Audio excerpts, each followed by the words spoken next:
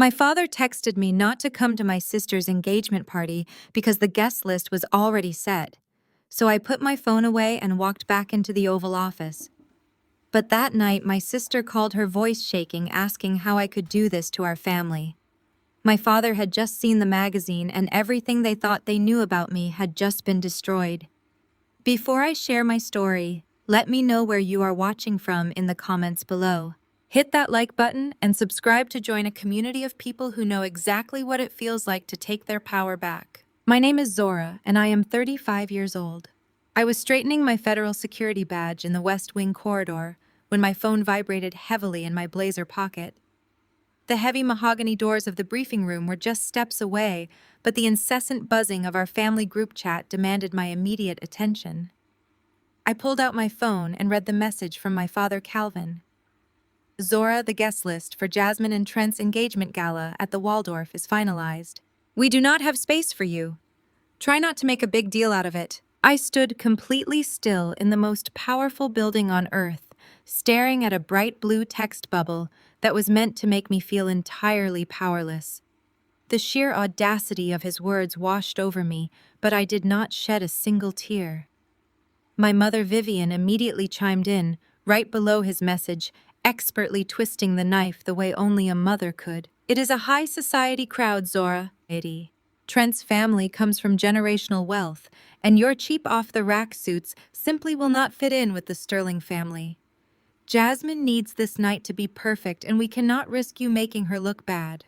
I took a slow, deep breath, letting the chilled air of the corridor steady my heart rate. Growing up in Washington, D.C., my parents were absolutely obsessed with status. My father ran a mid-sized government contracting firm, constantly leveraging his ties to the Black elite to secure lower-tier city contracts. My mother was deeply entrenched in exclusive country clubs and alumni associations, always performing for the cameras and ensuring our family projected an image of flawless prosperity. My younger sister Jasmine was their undisputed golden child. She had dropped out of Spelman College after just 2 years, but my parents still handed her everything she ever desired. They gleefully paid off her $40,000 credit card debt from a failed boutique business while simultaneously forcing me to take out crippling student loans to get through Howard University. They had spent my entire adult life trying to diminish me. They wanted me to feel small so that Jasmine could shine brighter by comparison. If I earned a promotion, they would immediately pivot the conversation to Jasmine's new designer handbag. If I bought my own condo, they would criticize the neighborhood while praising the luxury apartment they rented for my sister. The engagement gala tonight was supposed to be their crowning achievement. Jasmine was marrying Trent Sterling, the arrogant white heir to a massive federal infrastructure conglomerate. This marriage was my parents' golden ticket to generational wealth, and they were terrified that my presence would somehow ruin their carefully curated illusion of perfection. I looked at the text messages again. I did not type out a long emotional paragraph defending myself. I did not beg them to let me attend my own sister's engagement party. I simply tapped the keyboard and replied, "No worries. Have a great night." I watched the read receipts pop up, knowing my easy compliance would probably confuse them. They expected a fight. They expected me to beg for their approval, just like I used to when I was younger. Instead, I switched my phone to Do Not Disturb, slipped it back into my pocket, and walked straight through the heavy doors into the briefing room. The atmosphere inside was electric with focused energy. My chief of staff, a sharp, seasoned political veteran named Julian, handed me a massive dossier the moment I sat down at the polished oak table. We were finalizing the approval parameters for a $500 million federal infrastructure initiative designed to empower minority-owned business partnerships across the Eastern Seaboard. As the Deputy Director of Public Engagement at the White House, I had spent the last 3 years building this initiative from the ground up. I had written the policy, structured the budget, and fought tooth and nail to get it approved. Julian tapped the thick stack of financial disclosures resting on the table between us. "You know, Zora, I was reviewing the preliminary corporate bids this morning. Is not your father's contracting firm partnering with Sterling Global to bid on the primary contract?" The mere mention of Sterling Global made the corners of my mouth twitch. Trent Sterling was exactly the kind of man who believed the world belonged to him, simply because he was born into it. At our family Thanksgiving dinner, Trent had barely spoken 2 words to me. He treated me like the hired help, refusing to make eye contact, while my parents fawned over him and laughed at his terrible jokes. Jasmine had smugly introduced me to him as her sister, who does low-level administrative work for the government. They all genuinely believed I was just some invisible secretary pushing papers in a windowless basement. I looked across the table at Julian and kept my voice perfectly level. They are bidding yes. Trent's father is absolutely desperate for this minority partnership to secure the federal funding, and my father is desperate for the sterling wealth to elevate his social status in the city. Julian raised an inquiring eyebrow, picking up his pen. Are they aware that you are the one spearheading the final federal approval committee? I smiled, leaning back in my leather chair. They are highly aware of the bid, Julian, but they do not know who holds the pen yet. The irony of the situation was almost suffocating. Less than 20 minutes ago, my mother had texted me that I was socially unfit to mingle with the Sterling family at a luxury hotel ballroom. Meanwhile, the patriarch of the Sterling family was currently restructuring his entire corporate hierarchy just to win a massive government contract that I was directly overseeing. I spent the next 2 hours leading the briefing detailing the stringent compliance audits we would be enforcing on every single corporate applicant.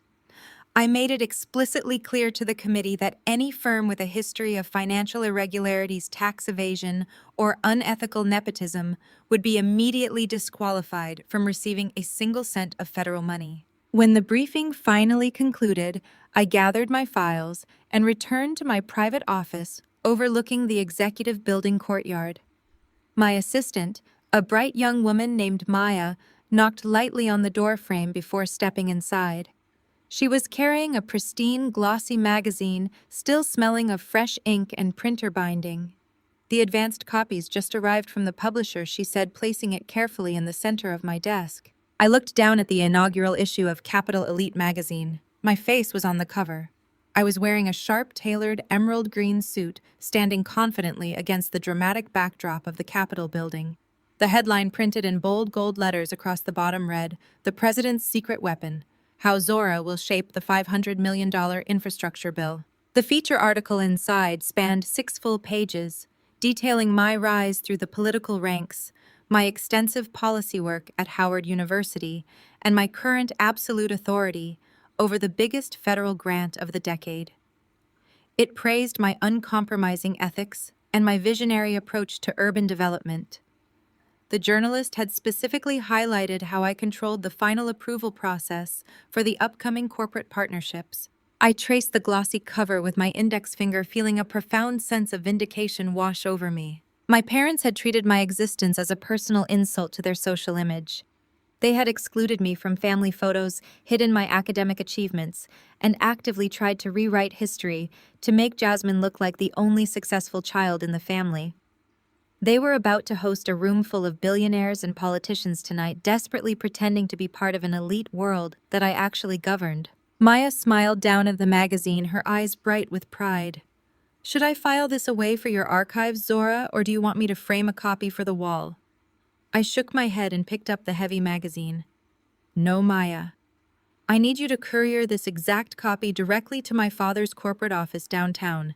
Make sure it goes straight to his personal desk and instruct the courier that it must arrive exactly at 4:30 in the afternoon." I knew my father's schedule perfectly. He was a creature of absolute habit. He would be leaving his corporate office at precisely 4:45 to go home and change into his custom tuxedo for Jasmine's engagement gala.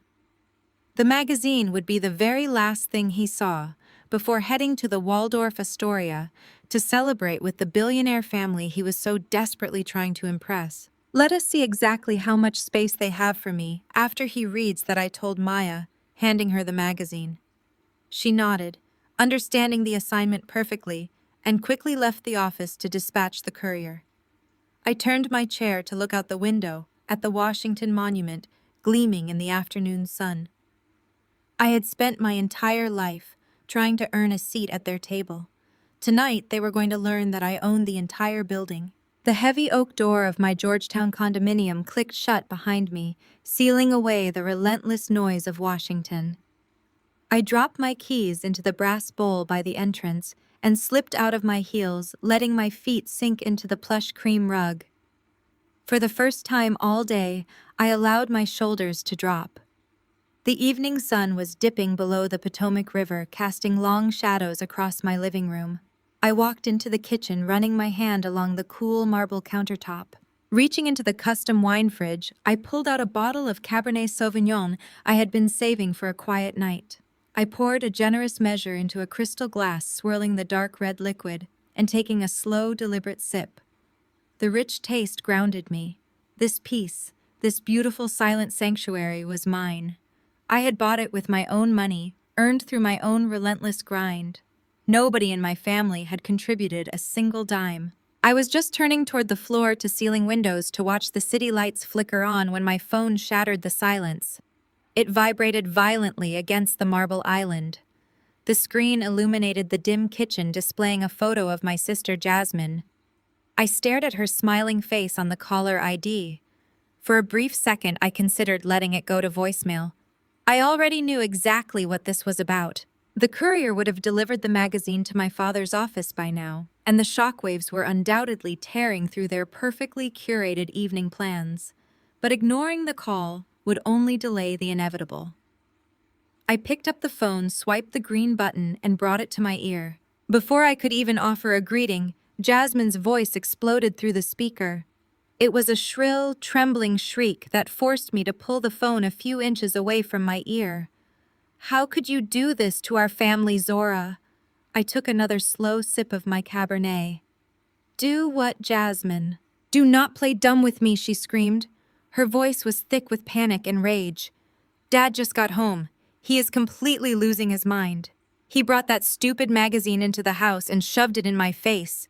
You planned this, did not you? You deliberately timed that federal infrastructure article to drop today just to upstage my engagement gala. You are trying to humiliate me in front of Trent and the entire Sterling family." The absolute absurdity of her accusation almost made me laugh. I walked over to the living room sofa and sat down, crossing my legs. "Jasmine, I do not dictate the editorial and printing schedules of major political publications. The world does not revolve around your party at the Waldorf." "Stop lying to me," she yelled, her voice cracking with hysterical tears. "You have always been jealous of me. You have held a grudge against me our entire lives, and now you are trying to ruin the most important night of my life. Just because Dad paid off my $40,000 credit card debt and made you take out student loans for Howard does not mean you get to ruin my engagement. You are just bitter because Trent's family is real old money and you are still single and alone." I sat in the quiet of my living room, letting her words hang in the air. She had just weaponized the very trauma my parents had inflicted on me, but she did it with the casual, thoughtless cruelty of someone who had never faced a single consequence in her life. I closed my eyes, and for a fraction of a second the polished Georgetown condo faded away. I was instantly transported back to my tiny, cramped dorm room at Howard University. I remembered sitting on the floor at 3 a.m, surrounded by financial aid forms, crying because my grant money had fallen short. I had called my father begging for just $1,000 to cover my textbooks and meal plan for the semester. He had coldly told me that the family business was struggling and that I needed to learn how to be an independent adult. I worked double shifts at a terrible diner in Adams Morgan, smelling like grease and stale coffee, falling asleep during my morning lectures just to keep my head above water. I ruined my health to earn my degree. And it was only years later that I found out the devastating truth. The family business was not struggling at all. During that exact same semester, Jasmine was failing out of Spelman College in Atlanta. She was skipping classes, throwing lavish parties, and maxing out credit cards to buy designer shoes and luxury vacations, trying to keep up with the wealthy socialites. When she inevitably dropped out, and the credit card companies threatened to sue my parents, did not hesitate. My father quietly wired $40,000 to clear her debts, and my mother rented her a luxury apartment to hide the embarrassment of her academic failure. They had literally starved my future to fund her reckless vanity. They told me I had to struggle to build character while they shielded her from every single consequence of her own disastrous choices. And now, sitting in a multi-million-dollar home she had not earned, Jasmine was using that exact financial abuse as an insult. She thought my struggle made me inferior. She thought her subsidized privilege made her better than me. Jasmine, I said, my voice dropping to a low, icy register that immediately silenced her frantic breathing on the other end of the line. Let us get a few things perfectly clear. I am not jealous of you. I have never been jealous of you. You are 32 years old playing dress-up with our parents' money, desperately hoping a rich white man will marry you so you never have to work a day in your life. How dare you, she gasped. I am not finished, I snapped, cutting her off with a surgical precision that made her breath hitch. You just admitted out loud that our father drained the family accounts to cover your failures while forcing me into debt. You think that makes you special. It makes you a liability. I survived that debt. I built a career that commands the respect of the President of the United States. I oversee $500 million in federal funding, while you oversee seating charts and napkin colors for a party I was explicitly told I was not good enough to attend. Zora, please. Her voice shifted, suddenly fracturing into a pathetic whine. You know Mom was just stressed when she sent those texts this morning. You know how she gets about high society events. Trent's parents are practically royalty. We just needed everything to be flawless. We could not have you showing up looking like some miserable government worker. But now Dad is pacing the floor saying we are going to lose the Sterling merger because you are the one holding the infrastructure contract. You have to call the magazine. You have to tell them to retract it or delay it or something.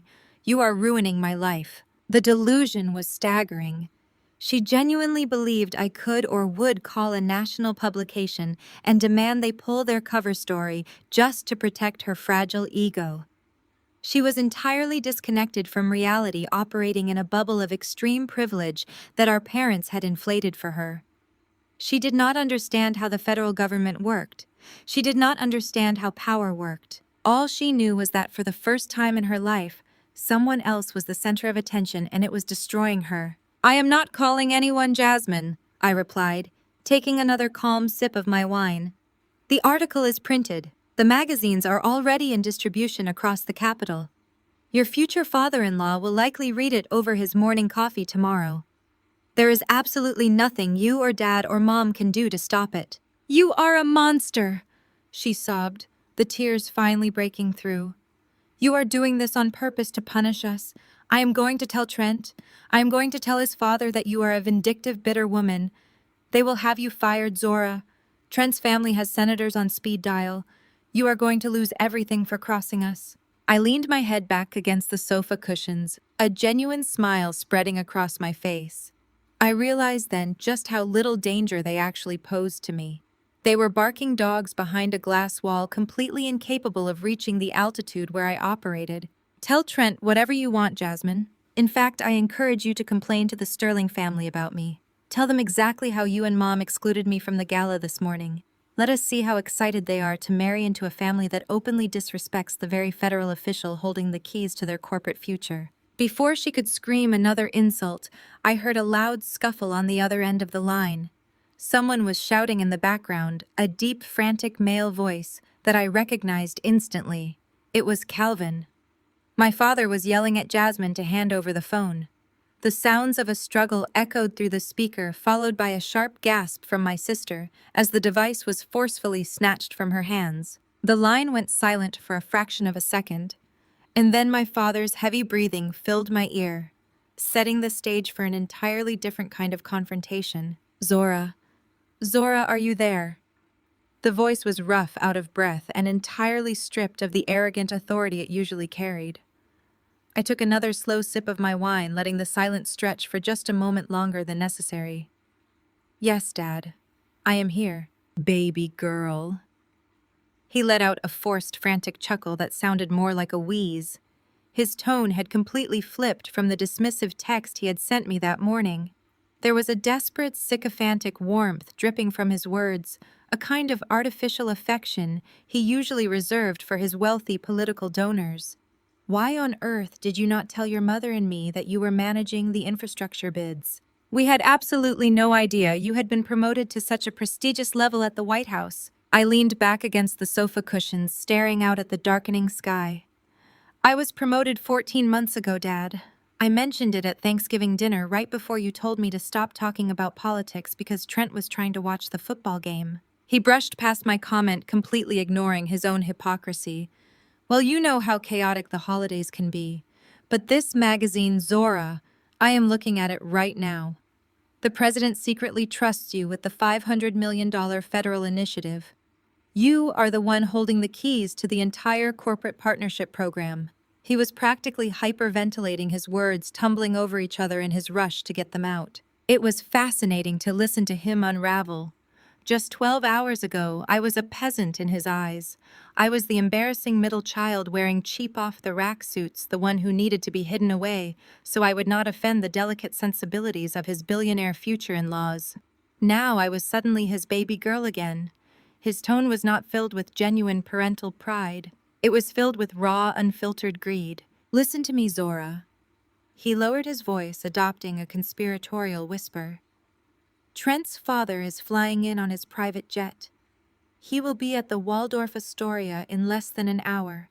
The entire Sterling Global Executive Board is going to be there tonight. We are finalizing the merger details before the engagement toast. You need to come down here right now.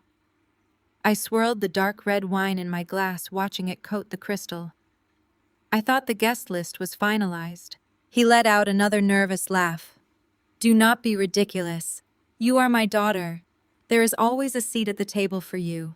I am sending a black car to your condo right now. Put on your best dress. When you get here, I need you to pull William Sterling aside.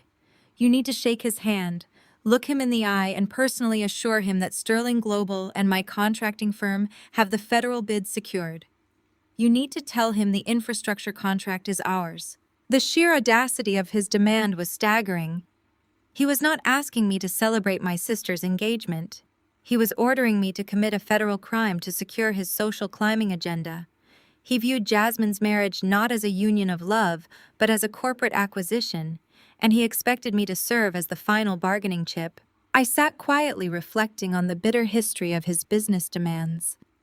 When I was 19 years old and home for the summer, I spent 3 straight weeks drafting the commercial proposal that won his firm their very first municipal grant. I stayed up night after night researching zoning laws and crunching numbers while he slept. When the city awarded his company the contract, he took all the credit at his country club dinners.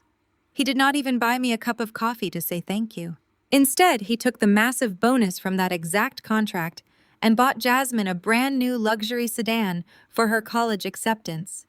He literally used my unpaid labor to fund her lavish lifestyle while telling me that I needed to work harder if I ever wanted to be successful. Zora, do you hear me? His voice grew sharper, losing a bit of its artificial sweetness, when I did not immediately agree. The car will be there in 20 minutes. This is the most important night of our lives. If the Sterling family thinks we do not have the political influence to win this bid, they might pull out of the wedding entirely. Trent's father only respects power. You have to come down here and prove that our family has it. I set my wine glass down on the coffee table. The cool glass made a soft clinking sound against the wood. Dad, I am not getting in a car, and I am certainly not coming to the Waldorf. What are you talking about? His voice spiked with sudden panic. Zora, you have to do this. We are family. We look out for each other. I kept my voice perfectly level, stripping it of any emotion. As a federal official operating out of the West Wing, I am strictly bound by federal ethics laws. What you are asking me to do is illegal. I cannot and will not engage in nepotism to secure a government contract for your firm. I will not offer backroom assurances to the Sterling family or anyone else. Every single corporate bid will be subjected to a rigorous blind audit. The silence on the other end of the line was heavy and thick. When he finally spoke, his sycophantic mask had completely melted away, revealing the tyrannical father I had known my entire life. You ungrateful little brat! He spat the words out, his voice trembling with absolute rage. After everything I have done for you, After I put a roof over your head and fed you, you are going to turn your back on your own flesh and blood just to play the self-righteous politician. You owe this family, Zora. You owe me. You are going to get dressed, come down to this hotel, and do exactly what I tell you to do. I did not raise my voice. I did not need to. True power never has to shout. I do not owe you a single thing, Dad. You made your priorities perfectly clear this morning. You and Mom decided that my presence would ruin Jasmine's perfect high society aesthetic. You decided that I was not worthy of standing in the same room as the Sterling family. I was just trying to keep the peace. He stammered, clearly caught off guard by having his own actions thrown directly back at him. Jasmine was stressed. Your mother was anxious. It was just a misunderstanding about the seating arrangements. It was not a misunderstanding, I replied coldly. You sent me a text. You said the guest list is finalized, and you do not have space for me. You told me not to make a big deal out of it. So I am honoring your wishes. I am staying home, and I am not making a big deal out of it. Zora, do not do this. His tone shifted back to panic, his voice cracking under the immense pressure of his impending failure. If William Sterling finds out that you are running the infrastructure committee and that you are refusing to endorse our partnership, he will call off the entire merger. He will cancel the wedding. You are going to destroy your sister's future. Jasmine destroyed her own future when she decided to marry a man whose family only values her for a government contract, I said. Enjoy your dinner with the Sterling's dad. I hope the appetizers are worth it. Zora, if you hang up this phone, I swear to God. I reached out and pressed the red button ending the call right in the middle of his threat. I tossed the phone onto the sofa and picked my wine glass back up. The silence in my condo returned, wrapping around me like a warm, protective blanket. I walked back over to the floor to ceiling windows, looking out at the glittering lights of the capital city. They thought they could discard me when I was useless to them and summon me like a servant the second I gained power. They were about to learn a very hard lesson about how the real world operates. The morning sun poured through the floor-to-ceiling windows of my Georgetown condo, casting a warm, golden glow across the hardwood floors. For the first time in my entire life, I had woken up on the morning after a major family event, without a single ounce of anxiety sitting heavy in my chest. I did not have a barrage of passive-aggressive text messages from my mother critiquing my hair or my outfit. I did not have a voicemails from my father complaining about how much money the evening had cost him. There was only blissful, uninterrupted silence. I stretched, taking my time before walking into the kitchen to brew a pot of dark roast coffee. I could only imagine the absolute circus that must have unfolded at the Waldorf Astoria last night. My parents had undoubtedly spent the entire evening doing damage control. Calvin and Vivian would have been working the ballroom floor with tight, panicked smiles, trying to explain away my absence to the Sterling family, while simultaneously terrified that William Sterling had already read the magazine feature. They had built their entire social standing on the illusion of complete control, and I had just kicked the legs out from under their carefully constructed table. I took my coffee into my walk-in closet and began the deliberate process of armoring myself for the day. Working in the West Wing required a specific kind of presentation. I bypassed the cheap off-the-rack suits my mother had mocked in her text message. Those were the suits I wore years ago when I was surviving on ramen noodles and fighting to pay off the student loans she refused to help with. Today I pulled out a custom-tailored deep plum wool suit. The cut was immaculate, the fabric rich and unyielding. It was the kind of suit that commanded a room before I even opened my mouth. I pinned my White House security badge to the lapel slipped on a pair of black leather pumps and headed out the door. My driver David was waiting for me outside the lobby in the idling black town car. He offered a polite good morning and opened the back door for me. As we merged onto Pennsylvania Avenue, I opened my encrypted tablet to review the daily briefing notes. The $500 million minority partnership infrastructure bill was the top priority on the president's docket. My committee was scheduled to begin the preliminary elimination rounds for the corporate bids by noon. As I scrolled through the list of applying conglomerates, my eyes stopped on the name Sterling Global. A cold knot of determination tightened in my stomach. My mind briefly flashed back to our family Thanksgiving dinner just 6 months ago. It was the first time Jasmine had brought Trent Sterling to the house. Trent was the heir to the Sterling Empire, a man who had been handed a vice president title at his father's company the moment he graduated with a mediocre business degree. That evening, he had walked into my parents' home with an air of breathtaking arrogance. He refused to eat my mother's homemade collard greens, claiming he had a sensitive stomach. He completely ignored me when I was introduced, handing me his empty coat as if I were the hired help. When Jasmine finally bothered to explain that I went to Howard University, Trent had let out a condescending little chuckle and called it a cute local school. Jasmine had giggled at his insult. My parents had practically fallen over themselves to agree with him, eager to appease the wealthy white man sitting at their dining table.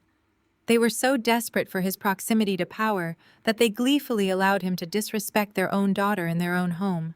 They worshipped his generational wealth, and they expected me to bow down to it as well. They did not understand that I did not need to bow down to power because I was busy building my own. The town car slowed to a halt as we approached the northwest gate of the White House.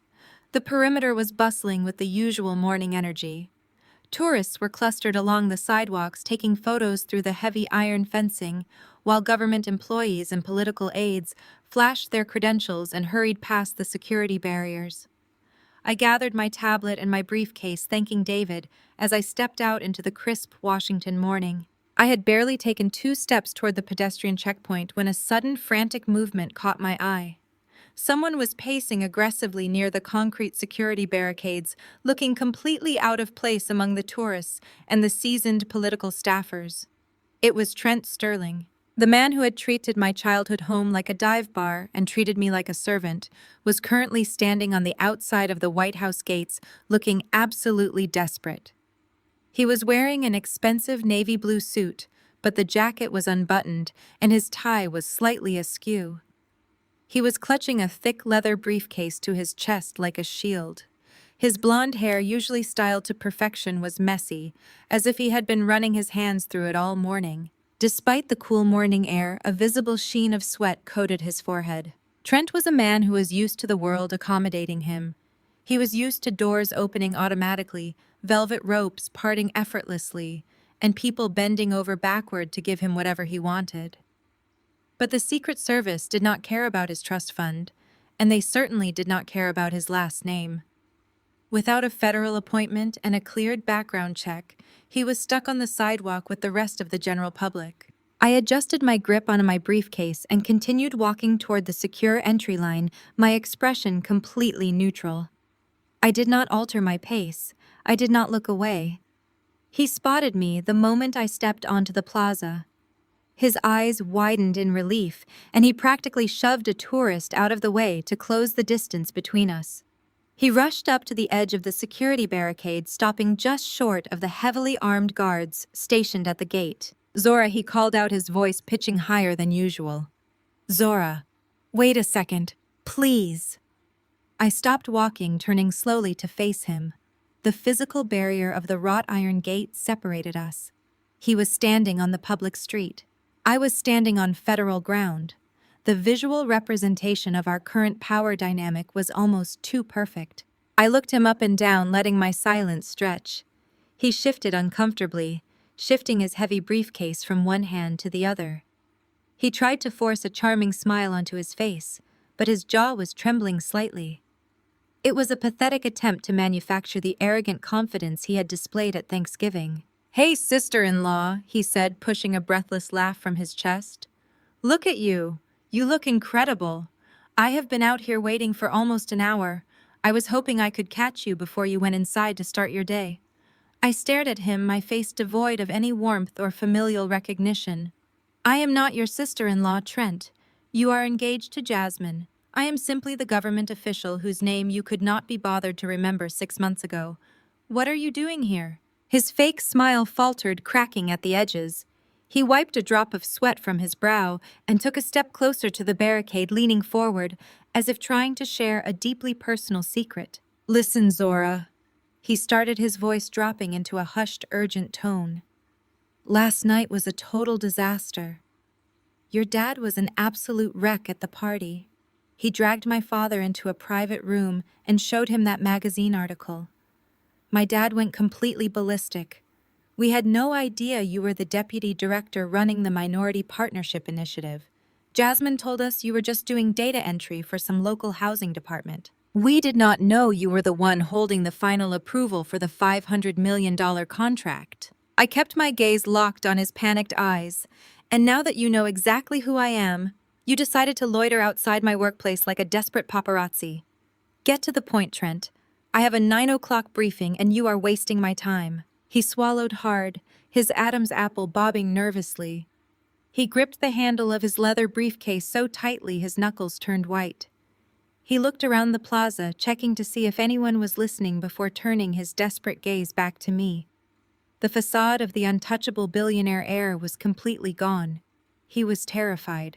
He was a man who suddenly realized that the black woman he had openly disrespected now possessed the unilateral authority to crush his family's corporate expansion. "I need 5 minutes of your time, Zora," he pleaded, his voice vibrating with a frantic, pathetic energy. "Just 5 minutes in private.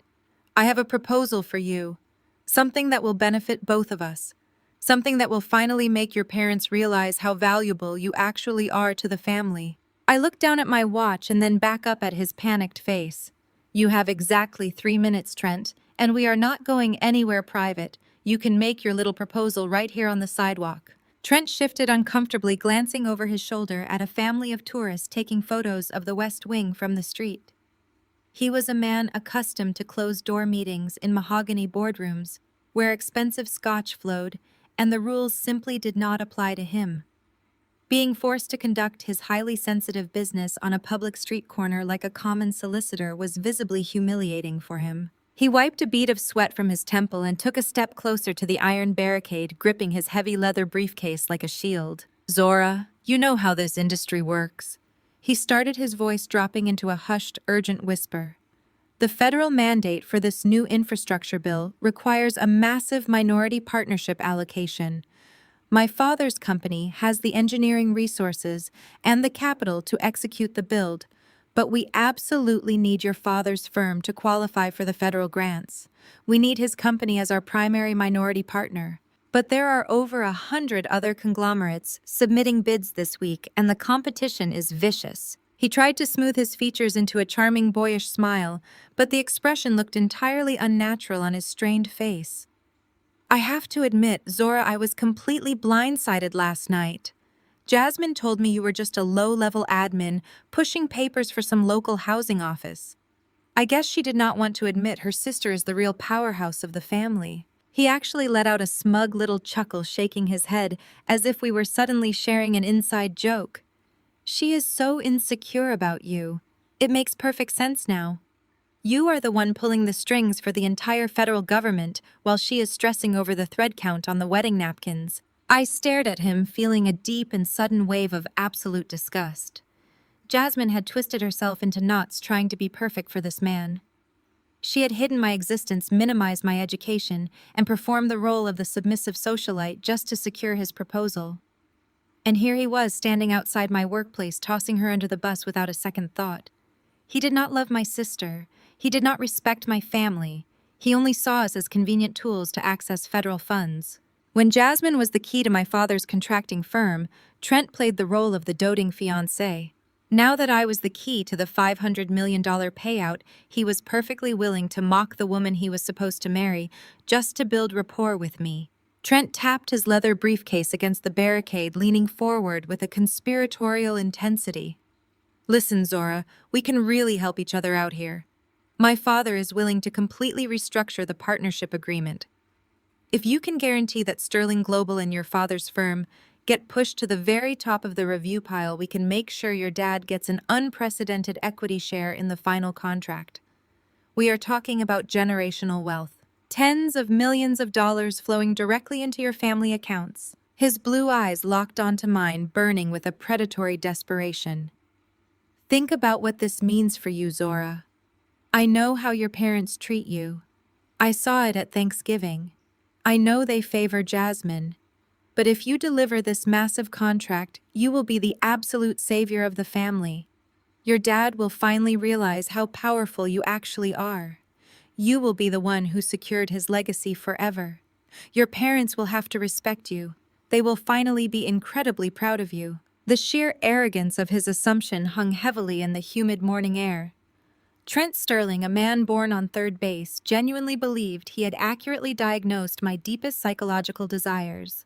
He looked at me, a 35-year-old black woman serving as a deputy director at the White House, and assumed my ultimate driving motivation in life was still seeking the approval of my toxic parents.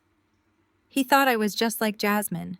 He thought I was desperate for validation. He truly believed that the ultimate prize for a woman like me was a pat on the head from the exact same people who had financially starved me and deemed me socially unfit to sit at their dinner table. I let the silence stretch, allowing him to sit in the awkwardness of his own offensive proposal. I thought about the years I had spent working late shifts, smelling like diner grease, studying, until my eyes burned just to scrape by without my parents' help. I thought about the crushing debt I had carried while they bought Jasmine designer bags and funded her failed businesses. I had rebuilt my entire existence from the ground up without a single dollar from Calvin or Vivian. I had earned the unwavering trust of the President of the United States.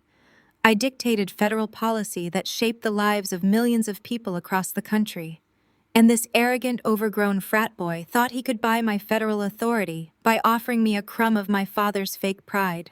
He saw my silence as hesitation and quickly doubled down, his voice growing even more frantic. "And it is not just about your parents, Zora. My father has immense influence in this city. If you help us secure this bid, the Sterling family will ensure you are taken care of personally. When your time in the current administration is over, we can guarantee you a highly lucrative consulting position at Sterling Global, a senior board seat, a 7-figure salary right out of the gate. Whatever you want. We always take care of our friends." I looked at the sweat gathering at his hairline, soaking into the collar of his expensive custom shirt. He was throwing everything at the wall, hoping something would stick. He was offering me money, status, and family reconciliation as if I were a starving stray dog he could coax into an alleyway with a piece of expensive meat. But his overt desperation was a dead giveaway. Sterling Global was struggling. The whispers in the financial sector had been circulating around Washington for months. Trent's father had severely over-leveraged the company on failed overseas ventures in Eastern Europe. They desperately needed this $500 million federal bailout just to keep their stock prices from tanking and to appease their furious shareholders. My father needed the Sterlings for social prestige and elite validation, but the Sterlings absolutely needed my father to exploit the minority partnership loophole. And they both needed me to look the other way while they committed federal fraud to save their respective empires. Trent wiped his mouth with the back of his hand, waiting for my response. The traffic on Pennsylvania Avenue roared behind him, but his focus was entirely locked on my face. He genuinely thought he had just delivered a masterful pitch. He thought he had found my weakness and exploited it perfectly. He stood there on the public sidewalk, entirely confident that his white privilege and his family wealth were enough to bend the rules of the federal government. He had absolutely no idea that he had just handed me the exact ammunition I needed to destroy his entire legacy. I let his desperate offer hang in the crisp morning air for a long, heavy moment. I watched the beads of sweat gather at his hairline and slowly roll down the side of his face.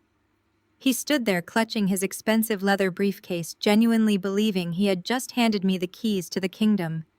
He thought he was tossing a lifeline to a desperate outcast. He thought he understood my hunger. I looked at him and let out a slow, quiet laugh. It was not a warm sound.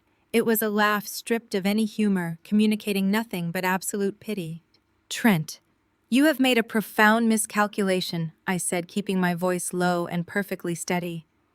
"You looked at my family dynamic and you diagnosed the symptom, but you completely missed the disease.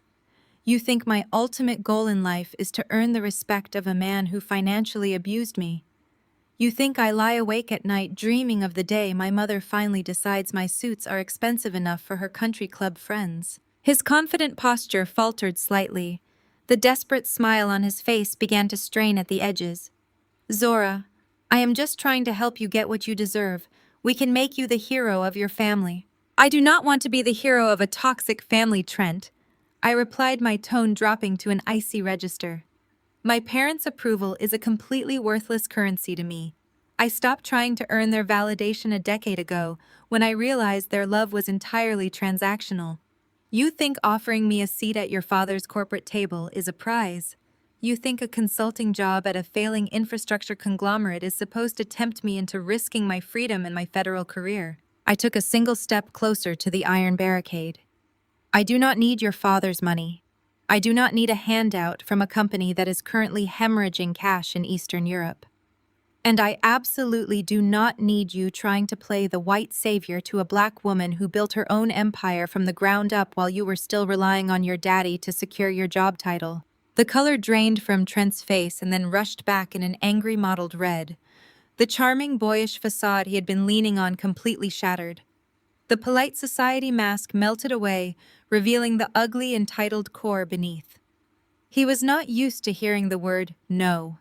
He was certainly not used to hearing it from someone he had casually dismissed as a low-level paper pusher just 24 hours ago. He was a man who believed his generational wealth gave him unquestionable authority over every room he entered, and my absolute refusal to bow to him was destroying his fragile ego in real time. He dropped the nice guy act instantly. His eyes narrowed and his jaw clenched so tightly I could see a muscle jumping in his cheek. He stepped right up to the barricade, invading my personal space, his tall frame looming over the metal bars in a blatant attempt at physical intimidation. "You think you are so untouchable?" he hissed, his voice dropping the frantic desperation and replacing it with pure venom. "You are just a diversity hire pushing a political agenda. You think because you got your face on the cover of some local magazine, you actually hold real power in this city. You have no idea how things actually work around here." I did not flinch. I did not step back. I held my ground and stared directly into his furious eyes. "My father plays golf with the Senate Majority Leader Trent," sneered his voice dripping with malice. "My family has been funding congressional campaigns since before you were even born. We own the politicians you take orders from. If you do not push our bid through today, I will make sure my father makes exactly 3 phone calls this afternoon. I will have you stripped of your title before you even finish your lunch. We will ruin your reputation. We will have you dragged through the press. You will be blacklisted from every government agency in Washington, and you will be back to flipping burgers to pay off those student loans you love crying about." He leaned in closer, his breath hot and sour. "You are going to give us that contract, Zora. Because if you do not, I will personally make sure you lose everything you have ever worked for." He stood there breathing heavily, completely satisfied with his threat. He thought he had just played his trump card. He thought fear would finally force me into submission. I looked at him and felt a deep, satisfying calm wash over me. I did not argue. I did not defend my credentials. I simply turned my head slightly, looking over his shoulder toward the security checkpoint. I made direct eye contact with Agent Jackson, a towering Secret Service agent who had been watching the entire interaction from 10 feet away. I raised my hand and gave a sharp 2-finger gesture. Agent Jackson and 2 other armed federal agents moved instantly, closing the distance between us in a matter of seconds. Trent barely had time to blink before the agents flanked him on the public sidewalk. "Agent Jackson," I said, my voice projecting loudly and clearly across the plaza, ensuring that the nearby tourists and the security cameras caught every single syllable. "This man, Trent Sterling, just offered me a highly lucrative corporate position and a massive financial payout in exchange for manipulating a $500 million federal infrastructure bid. When I refused his quid pro quo bribe, he immediately threatened to leverage political interference to have me terminated from my federal position." Trent's eyes went wide with absolute terror. The angry red flush on his face instantly vanished, replaced by a sickly, chalky white. The heavy leather briefcase slipped from his sweaty grip and hit the concrete sidewalk with a loud thud. "Wait," he stammered, holding his hands up as Agent Jackson stepped squarely into his personal space. "No, that is not what I meant. I was just negotiating. She is my future sister-in-law. It was just a family discussion. Offering a bribe to a federal official regarding a government contract is a felony," I continued, speaking over his frantic backtracking. Threatening a federal deputy director on the grounds of the White House is also a felony.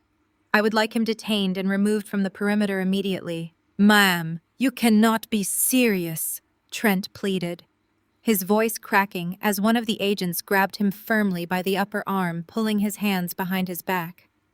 Zora, tell them it was a misunderstanding.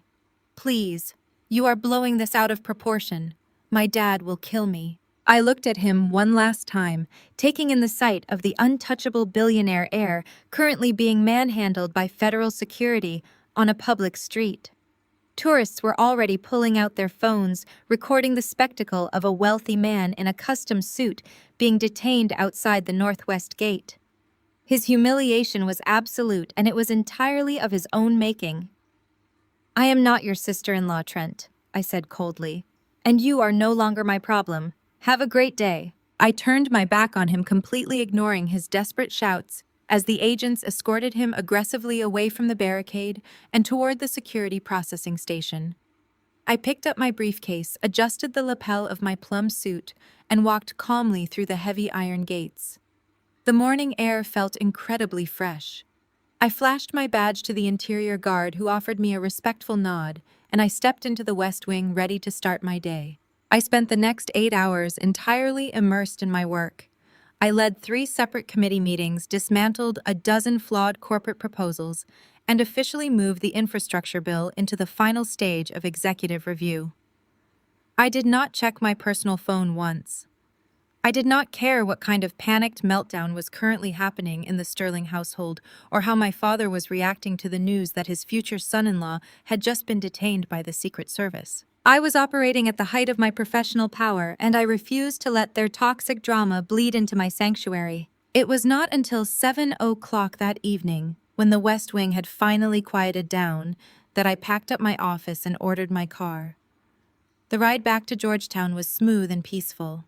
I was exhausted, but it was the good kind of exhaustion, the kind that comes from doing meaningful work and holding the line against corruption. I planned to go home, take a long hot shower, and order takeout from my favorite Thai restaurant. But my family was never going to let me have a peaceful night. David pulled the town car up to the front entrance of my condominium building. I thanked him, gathered my bags, and walked through the sliding glass doors into the pristine marble lobby.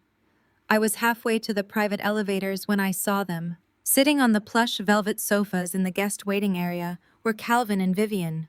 They both shot up to their feet the moment they saw me walking across the lobby. They looked completely frantic. My father's tie was loosened, and my mother was clutching her designer handbag so tightly her knuckles were shaking. They had bypassed the security desk by claiming they were family, and now they were ambushing me in my own home. The quiet evening I had planned was officially over. The real war was just beginning. Zora, my mother, hissed as she marched across the polished marble floor. She kept her voice low, trying not to draw the attention of the concierge, but her eyes were wild with panic. Where have you been? We have been calling your cell phone all day long. I did not break my stride, forcing them to follow me toward the elevator bank. I was working, Mom. Some of us actually have jobs that require our undivided attention. I pressed the call button for the elevator and turned to face them. Calvin stepped directly in front of me, attempting to use his physical presence to intimidate me, just like he did when I was a teenager. This is not a game, Zora. Trent called us this morning sounding like an absolute madman. He said you had him detained and thrown out of the White House gates by federal security agents. Are you out of your mind? Do you have any idea what you have done to us? I did exactly what my job requires, I said, keeping my voice perfectly level and refusing to step back. He tried to bribe a federal official on government property. He is incredibly lucky I did not have him formally charged and arrested on the spot. Vivian grabbed my arm, her perfectly manicured nails digging into the sleeve of my plum suit. You are trying to destroy us, Zora. Trent's father called your dad an hour ago. William Sterling was screaming through the phone. He is threatening to cancel the entire corporate merger. He said if Sterling Global does not secure this infrastructure bid by the end of the week, the wedding is completely off. Jasmine has been crying hysterically in her bedroom all afternoon. She refuses to come out. She leaned in closer, weaponizing the very specific kind of guilt that mothers in our elite social circle love to use. We are a prominent family in this city, Zora. We have a legacy to uphold among our peers. You cannot embarrass us in front of the Sterling family. You owe this family. You need to fix this right now. I looked down at her hand, gripping my arm, and then looked her dead in the eye until she slowly, reluctantly let go. I owe this family for what exactly? I kept my voice dangerously quiet, forcing them to lean in to hear me. Do I owe you for the time you and Dad remortgaged our family home just to pay for Jasmine's failed luxury boutique? She wanted to play the glamorous business owner for her social media followers. She signed a commercial lease, bought $50,000 worth of inventory she could not sell, drained the business accounts in 6 months, and then walked away the moment it got too hard. You bailed her out without a single second of hesitation. Meanwhile, I was working night shifts at a 24-hour diner in Adams Morgan just to pay for my own groceries so I would not starve during my senior year at Howard University. I would come back to my cramped dorm room smelling like old frying grease and bleach, staying awake until dawn to finish my policy papers because you refused to co-sign a simple student loan for me. You told me I needed to build character while you treated my sister like royalty. Is that what I owe you for? We provided for you. Calvin snapped his face, turning a mottled red. You always had a roof over your head growing up. You went to private schools. You had every single advantage a child could ask for. I had the distinct advantage of watching you hand my sister the entire world on a silver platter, while you handed me a mop and a bill, I replied coldly. You chose your golden child a long time ago, Dad. You poured all your resources into her vanity. Now you get to deal with the consequences of marrying her off to a privileged man who only wants her so his company can exploit a government contract. Vivian lost whatever shred of composure she had left. The polished society matron completely vanished, replaced by a desperate, vicious woman who realized she was losing her grip on power. You think you are so untouchable because you work for the president? She sneered, stepping right into my face. You think nobody can touch you. If you do not push this contract through for your father, I will call the press myself. I know reporters at the Post. I know people on all the prominent political blogs. I will tell them all about our family secrets. I will tell them you are an unstable, bitter woman who is trying to ruin her sister's wedding out of pure jealousy. She continued, her voice shaking with malice. We will paint you as an angry, unhinged liability who cannot separate her personal grudges from her professional duties. I will ruin your pristine political reputation before you even wake up tomorrow morning.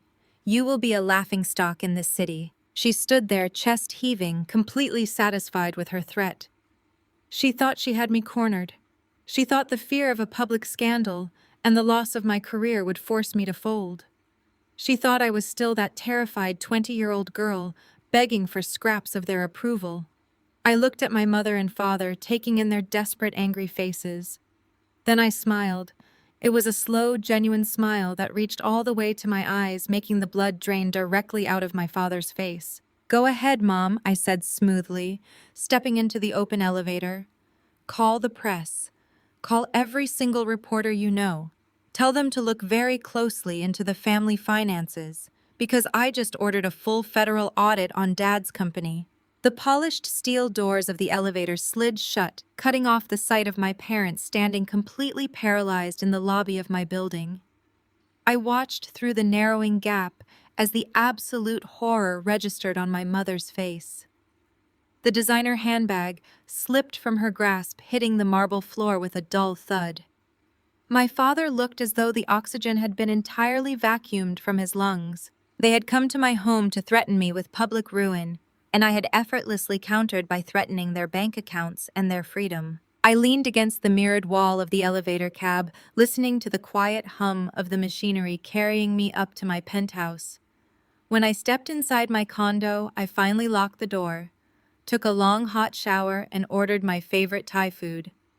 I slept better that night than I had in a decade, but I knew my mother better than to believe she would just wave a white flag and surrender. Vivian was a woman who treated the social hierarchy of Washington like a blood sport. She was deeply entrenched in the most exclusive Black elite circles, from Jack and Jill alumni networks to the highly guarded country clubs of Atlanta and the district. If she could not attack me through legitimate press channels because she was terrified of the federal audit, she would absolutely attack me through the back channels of high society. The retaliation began silently. It did not come in the form of angry phone calls or dramatic confrontations. It came in the form of sudden freezing isolation. Within 2 weeks, I started to notice the subtle but undeniable shift in my social and professional periphery. It started with the mail.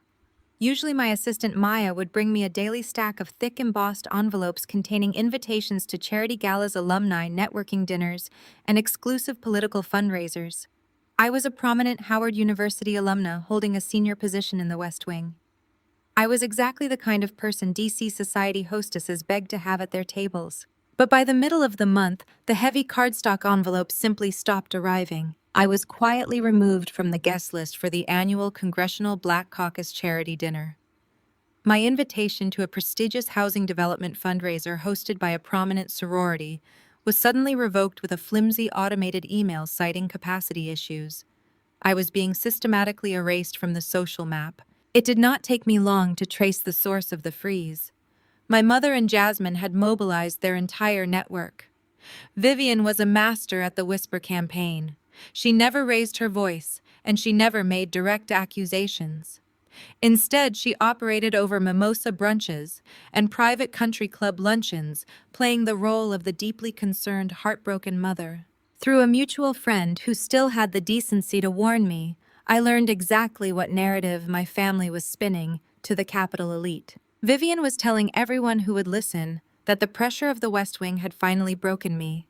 She claimed I was having a severe mental and emotional breakdown. But the truly vicious part was the angle Jasmine had decided to inject into the rumor mill. Jasmine was playing the tearful victim to her wealthy friends, sobbing about how her older sister was trying to ruin her beautiful engagement to the sterling family heir out of pure spite. They painted me as the bitter, unhinged career woman who was so consumed by jealousy over my sister's high society wedding that I was actively trying to sabotage my own father's business. They twisted the cultural expectation of the strong black woman into the ugly stereotype of the angry, lonely spinster. They told their friends that I was 35, unmarried, childless, and projecting my deep-seated misery onto my glowing, perfectly engaged younger sister. They claimed I was trying to block the Sterling merger just because I could not find a rich husband of my own. It was character assassination executed with terrifying precision. They knew that in Washington, reputation was currency. If they could not control my actions, they were going to destroy my credibility. They wanted to make me so socially radioactive that nobody in the political or corporate sphere would dare associate with me. At first, I tried to brush it off. I told myself that the opinions of shallow socialites and country club gossips did not matter to a woman writing federal policy. But the poison they were spreading was insidious, and it quickly began to seep under the doors of the White House. The turning point happened on a Tuesday morning. I was in my office reviewing the latest compliance reports for the infrastructure bill when Julian, my chief of staff, knocked on the open doorframe. His usual brisk, energetic demeanor was replaced by a tight, grim expression. He stepped inside and closed the heavy door behind him, an action that immediately signaled a serious problem. "Zora, we need to talk," he said, taking a seat in the leather chair across from my desk. He did not bring any policy folders with him. He only brought his encrypted tablet. I set my pen down. "What is going on, Julian? Is there a delay in the budget approval?" "It is not the budget," he replied, his voice low and serious. He slid his tablet across the desk toward me. "It is this." I looked down at the glowing screen. Julian had pulled up a very prominent, extremely ruthless political gossip blog, known for breaking scandals before the mainstream media could verify them.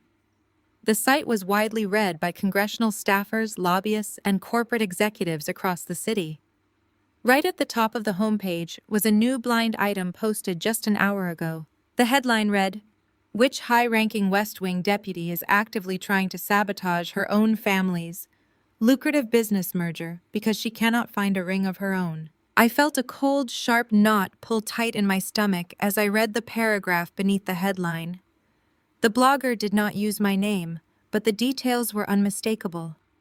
The post described a certain powerful Howard alumna working on a massive federal initiative, who was allegedly suffering a severe emotional breakdown. It detailed how this unnamed official was abusing her government authority to block a major infrastructure partnership simply because she was jealous of her younger sister's engagement to a prominent white billionaire heir.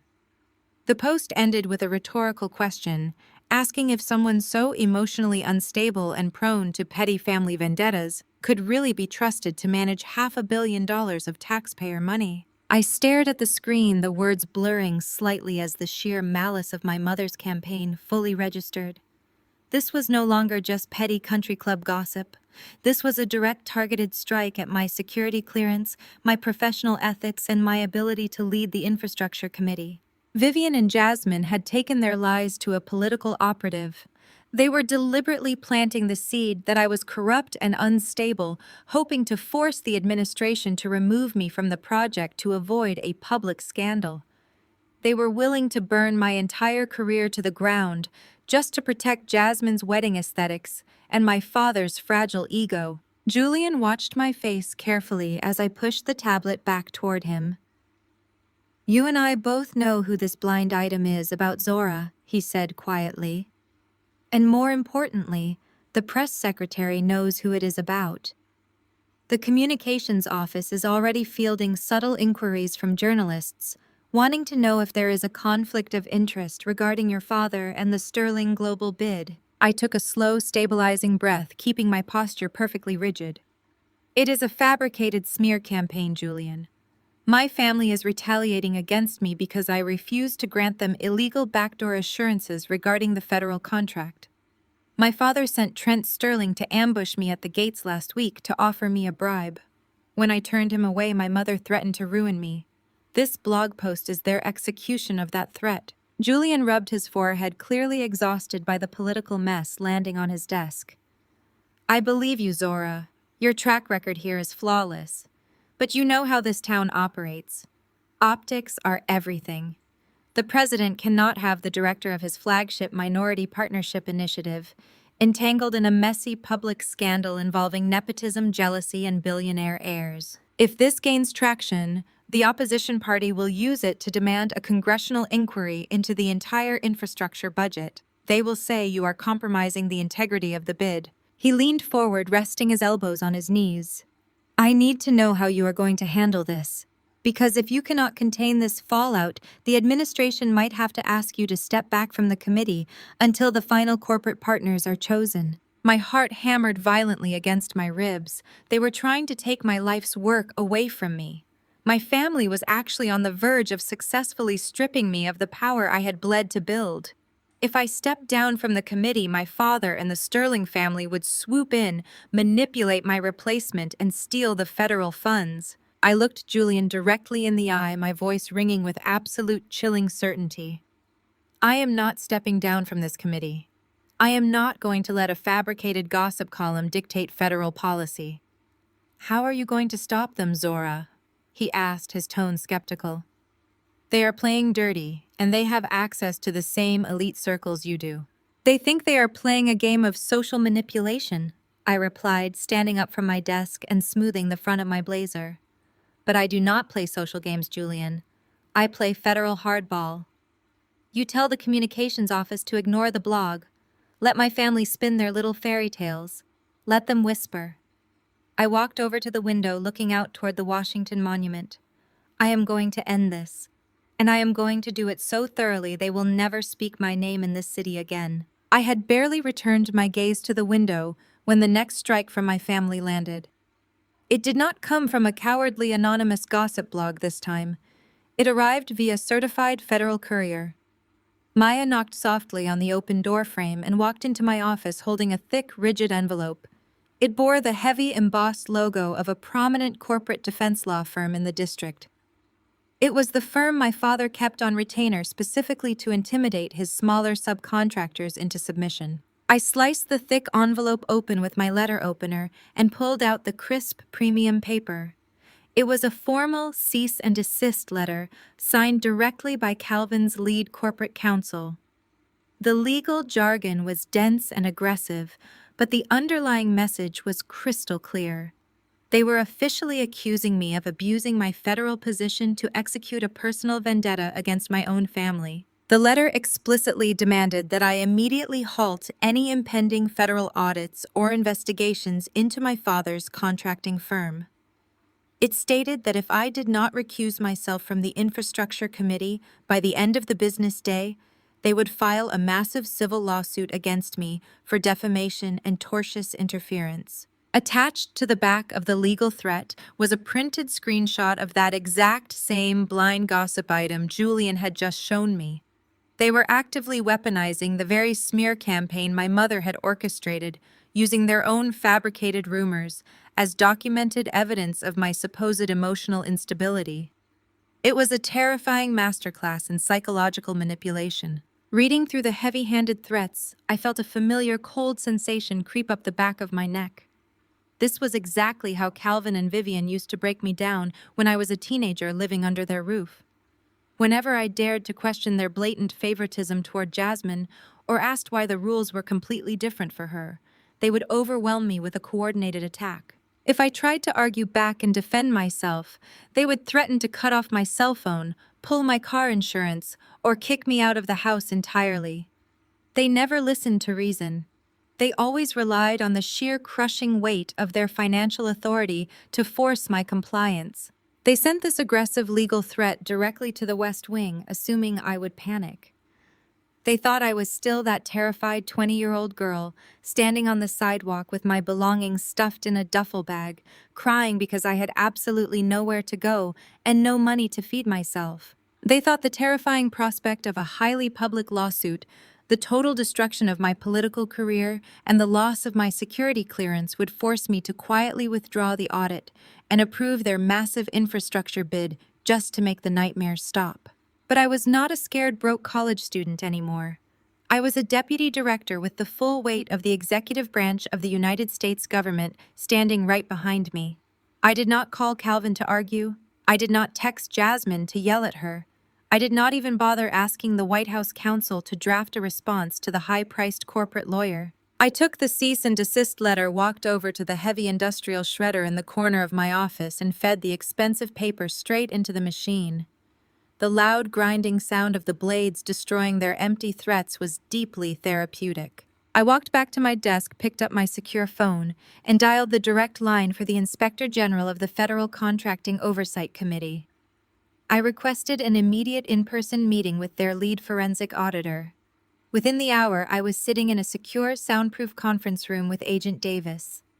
She was a sharp, no-nonsense black woman who had spent 2 decades untangling complex corporate fraud schemes in the Capitol. I handed her the preliminary financial disclosures Calvin had submitted for the $500 million minority partnership bid. I told her to accelerate the audit. I made it very clear that I did not want a standard surface-level review of his recent business dealings. I wanted her team to tear his corporate financials down to the absolute studs. I instructed them to pull his federal tax returns for the past 7 years, to cross-reference every single municipal grant my father had ever secured, and to trace every single dollar that moved through his corporate banking accounts. I knew my father incredibly well. He was arrogant and he was sloppy. He had been operating in the murky gray areas of local city politics for so long that he genuinely believed he was invincible. He thought because he played golf with city council members and hosted expensive dinners at elite steakhouses, nobody would ever dare to look closely at his ledger. Over the next 48 hours, the whisper campaign outside the White House reached an absolute fever pitch. Vivian was working overtime in her social circles. My personal phone was suddenly flooded with passive-aggressive text messages from aunts and cousins I had not spoken to in years. They were all suddenly very concerned about my mental health, offering fake sympathy while probing for details about my supposed breakdown. Jasmine was posting tearful, vague videos on her social media pages, talking about how incredibly painful it was to plan a wedding when your own blood is trying to tear you down out of spite. The political gossip blogs were having an absolute field day, running wild speculation about my impending resignation and detailing the dramatic rift in our prominent black elite family. I let them talk. I maintained total radio silence. I attended my policy meetings, kept my posture perfectly rigid, and let my family happily dig their own graves in the court of public opinion. On Thursday morning, Agent Davis walked into my office unannounced. She did not bother with pleasantries or small talk. She simply set a thick red folder on the center of my desk and let out a long, slow breath. "You were absolutely right to flag this firm, Zora," she said, her voice laced with deep professional disgust. "Your father's company is not just non-compliant. It is a massive house of cards built entirely on federal tax evasion and systemic fraud." I opened the heavy red folder, and my eyes scanned the highlighted forensic accounting data. It was infinitely worse than I could have ever imagined. Calvin had not just exaggerated his company operations to qualify for the infrastructure project. He had been systematically embezzling government funds for over a decade. Agent Davis explained that her forensic team had uncovered a massive tangled web of shell companies intentionally disguised as minority subcontractors. My father was securing lucrative city grants meant for urban community development and quietly funneling the taxpayer money directly into these ghost entities to avoid paying corporate taxes and to bypass federal oversight. But the true devastating gut punch came when I looked at the specific expenditure reports for those fraudulent shell companies.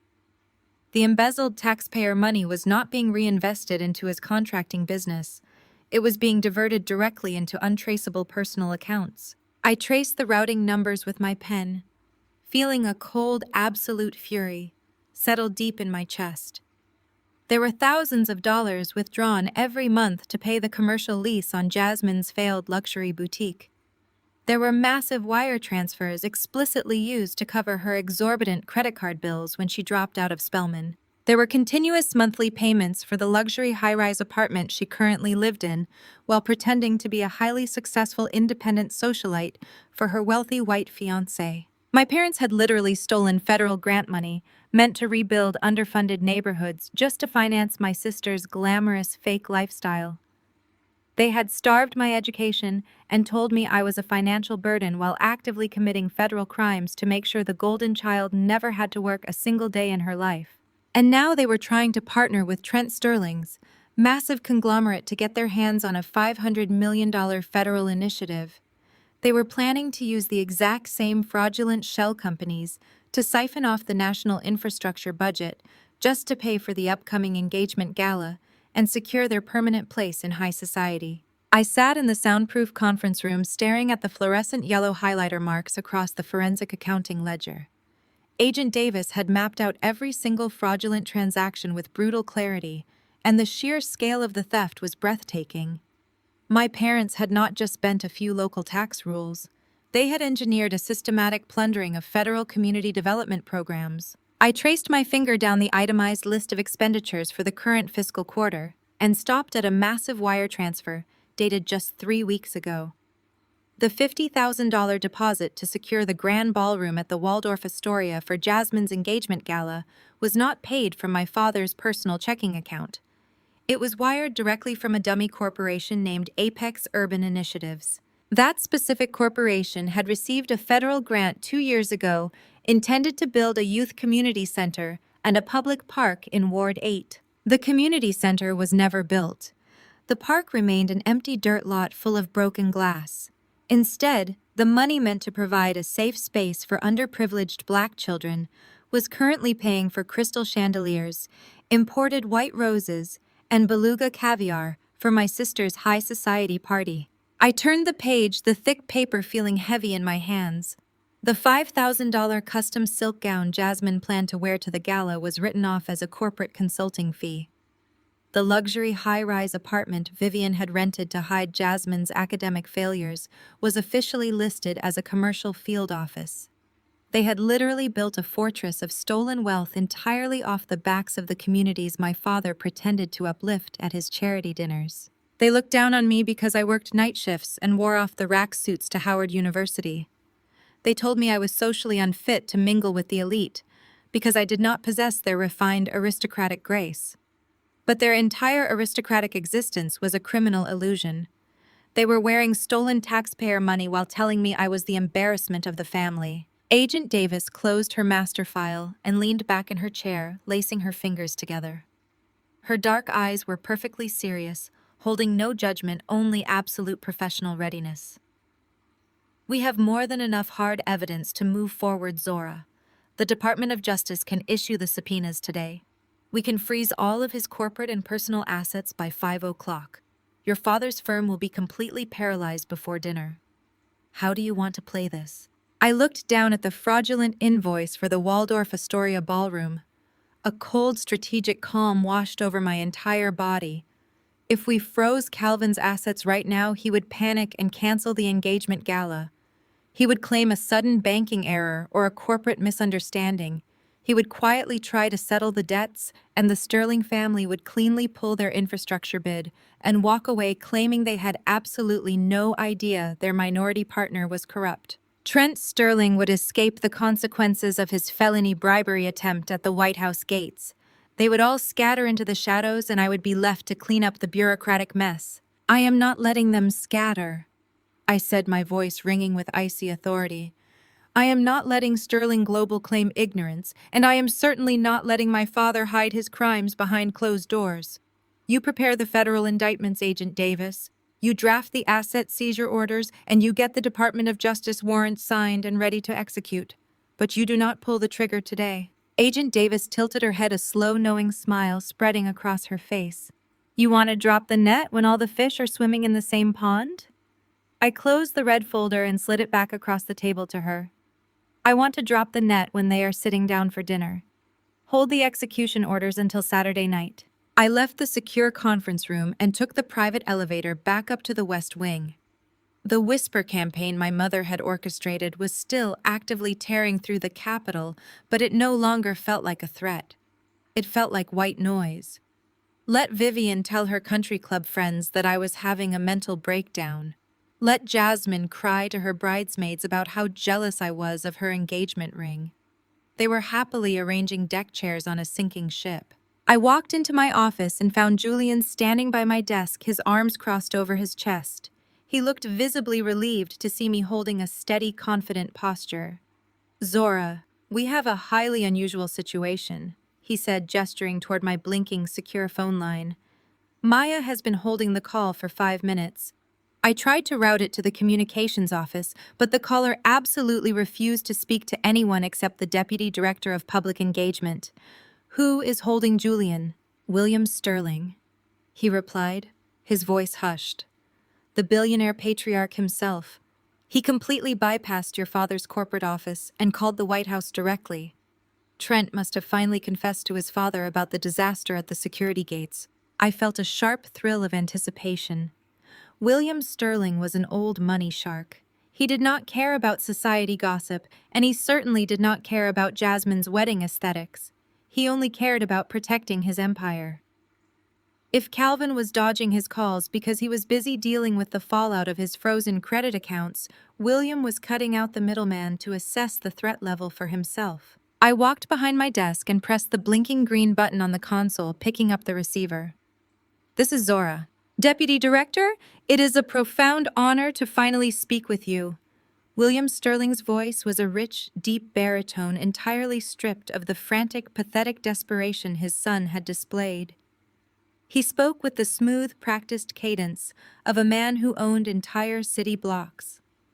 I must apologize for reaching out directly to your federal office, but I felt a personal introduction was long overdue given the magnitude of the infrastructure partnership our families are currently navigating. I noted his deliberate use of the word families. He was instantly trying to establish a bridge of intimacy.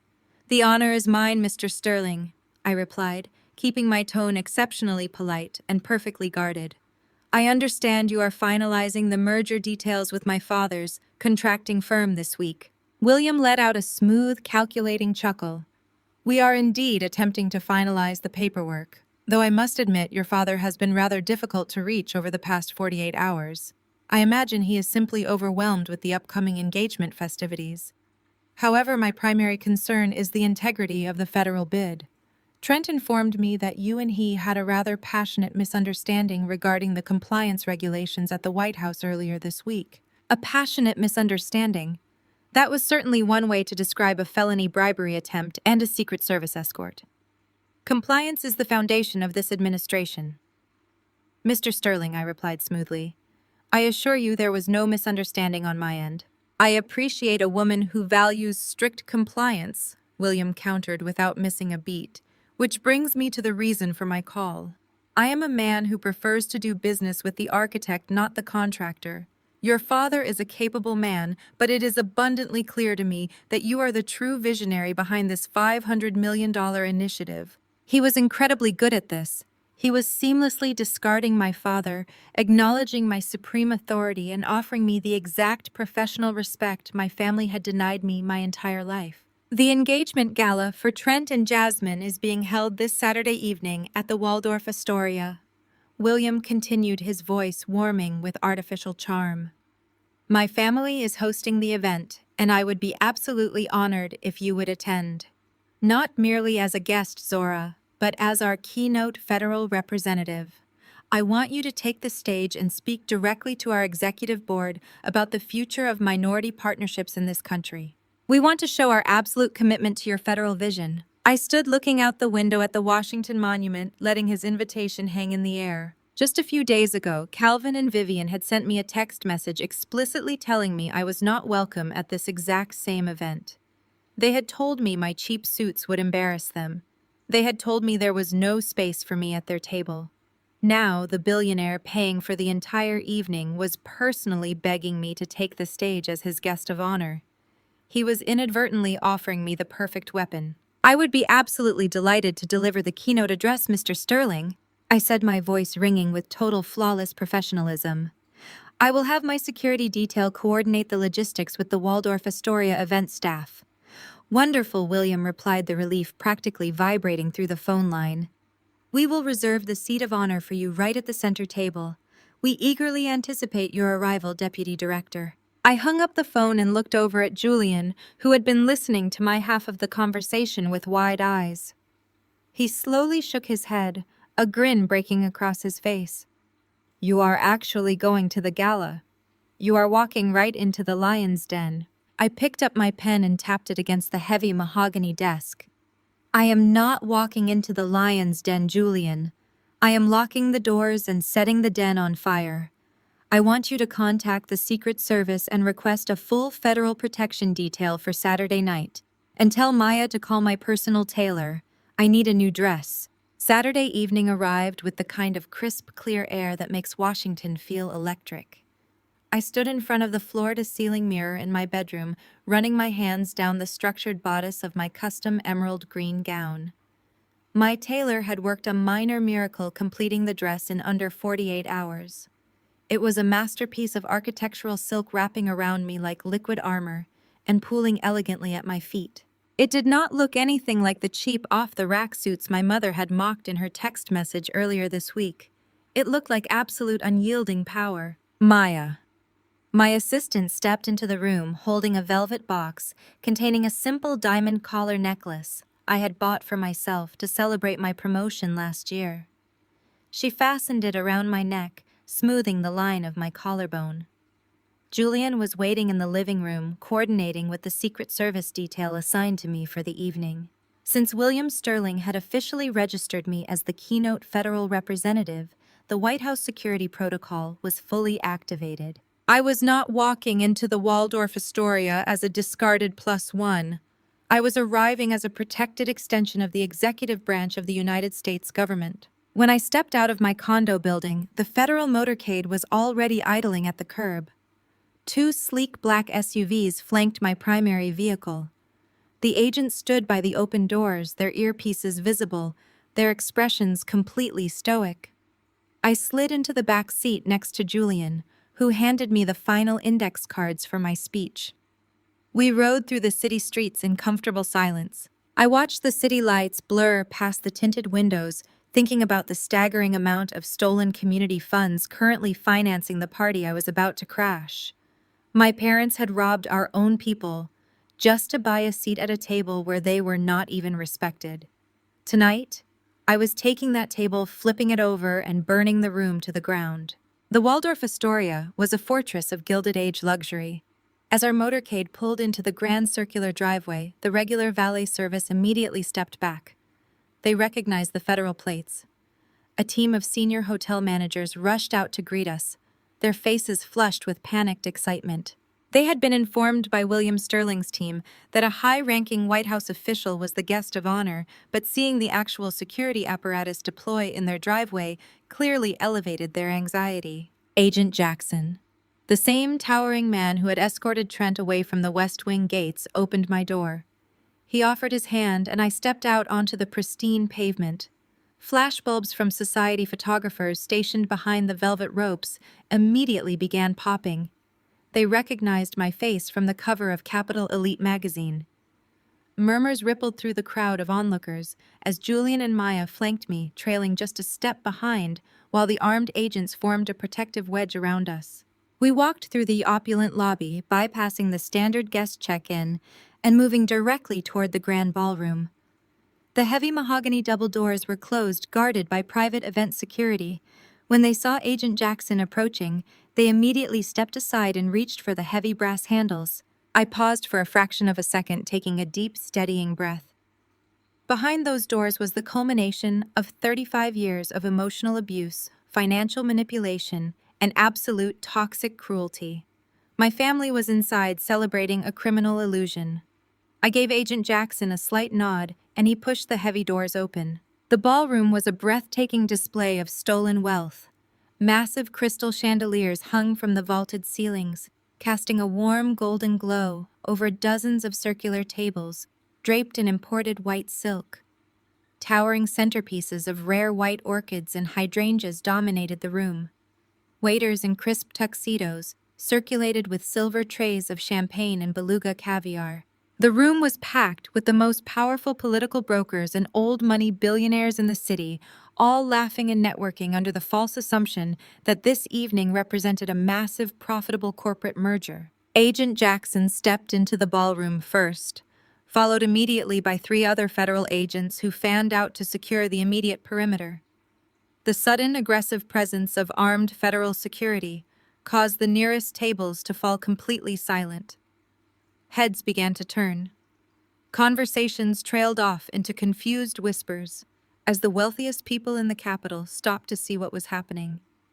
Then I stepped through the doors. The emerald gown caught the light from the chandeliers, instantly drawing every eye in the room. I walked with my head held high, my posture radiating absolute, unshakable control. Julian and Maya walked in lockstep behind me, projecting the formidable weight of my federal office. The ripple effect was instantaneous. The prominent political players and corporate executives recognized me immediately. They had all read the magazine feature.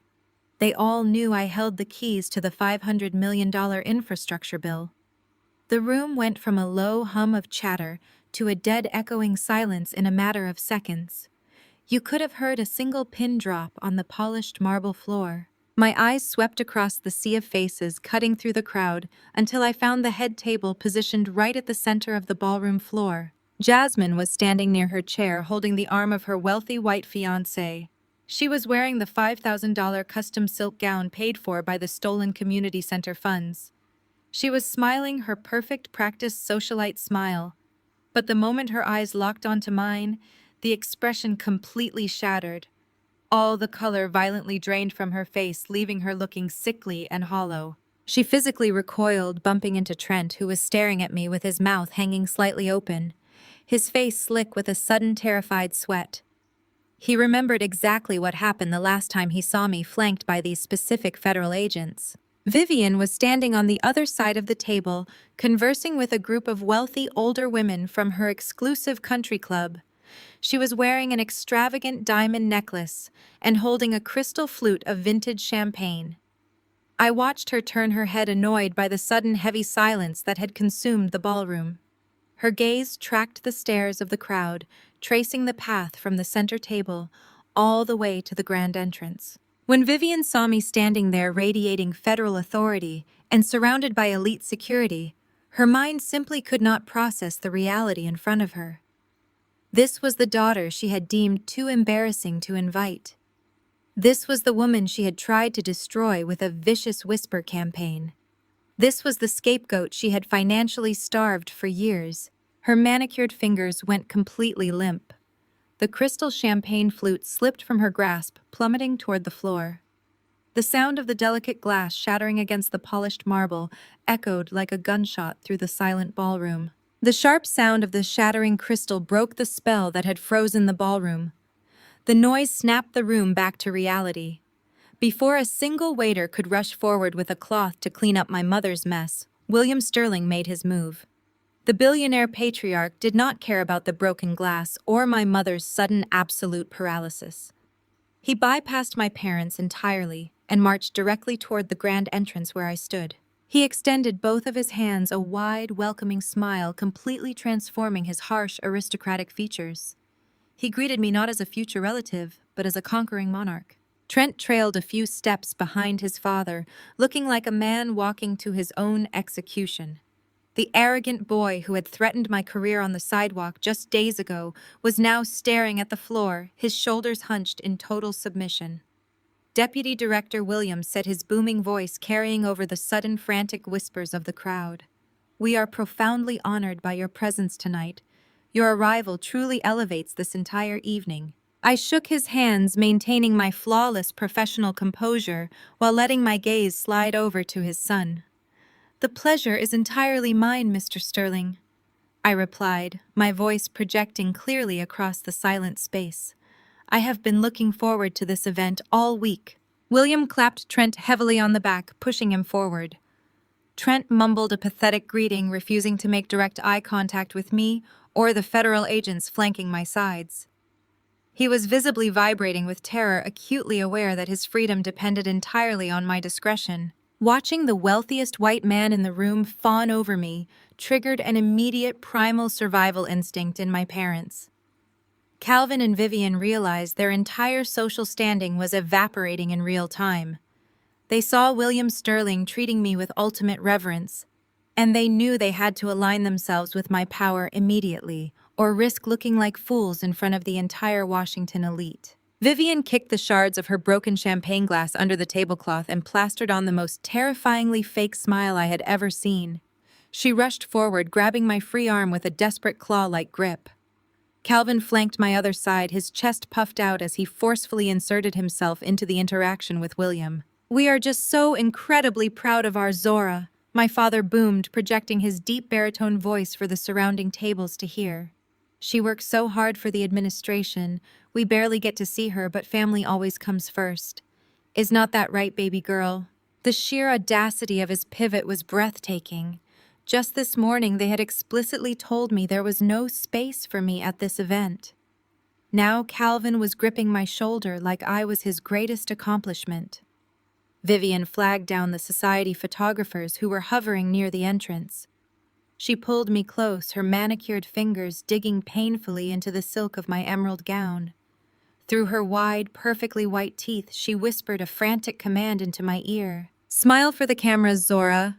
Do not you dare embarrass us in front of these people. Play along." I looked at the flashing cameras and offered a stunning, radiant smile. I was more than happy to play along because I knew these photographs would be on the front page of every political and financial news outlet by tomorrow morning for all the wrong reasons. They wanted a picture-perfect family moment, and I was going to give them a permanent digital record of their own demise. I glanced over my father's shoulder and saw Jasmine standing completely isolated near the head table. The focus of the entire ballroom had shifted away from her. Her grand engagement party was effectively hijacked. She looked like a ghost standing in her $5,000 custom silk gown. The golden child was entirely forgotten, trapped in the shadow of the sister she had spent her entire life trying to diminish. The hotel staff quickly scrambled to accommodate the shift in power. They hurried to place an additional chair right at the center of the head table, seating me directly between William Sterling and my father. The dinner service commenced, but the atmosphere at our table was suffocatingly tense. William dominated the conversation, asking me highly technical questions about the Federal Infrastructure Initiative and praising my policy work at Howard University. Calvin and Vivian nodded along eagerly, pretending they knew anything about my career, while actively trying to insert themselves into the dialogue to impress the billionaire. As the dessert plates were cleared, the ballroom lights dimmed slightly and a hush fell over the crowd. It was time for the engagement toasts. William Sterling stood up, tapping a silver spoon against his crystal water glass. He delivered a brief, charismatic speech about the joining of two powerful families and the prosperous future of Sterling Global. He then gestured warmly toward my father, inviting him to take the floor. Calvin stood up, adjusting his custom tuxedo jacket. He took the microphone from the event coordinator and looked out over the sea of wealthy political brokers and old money elites.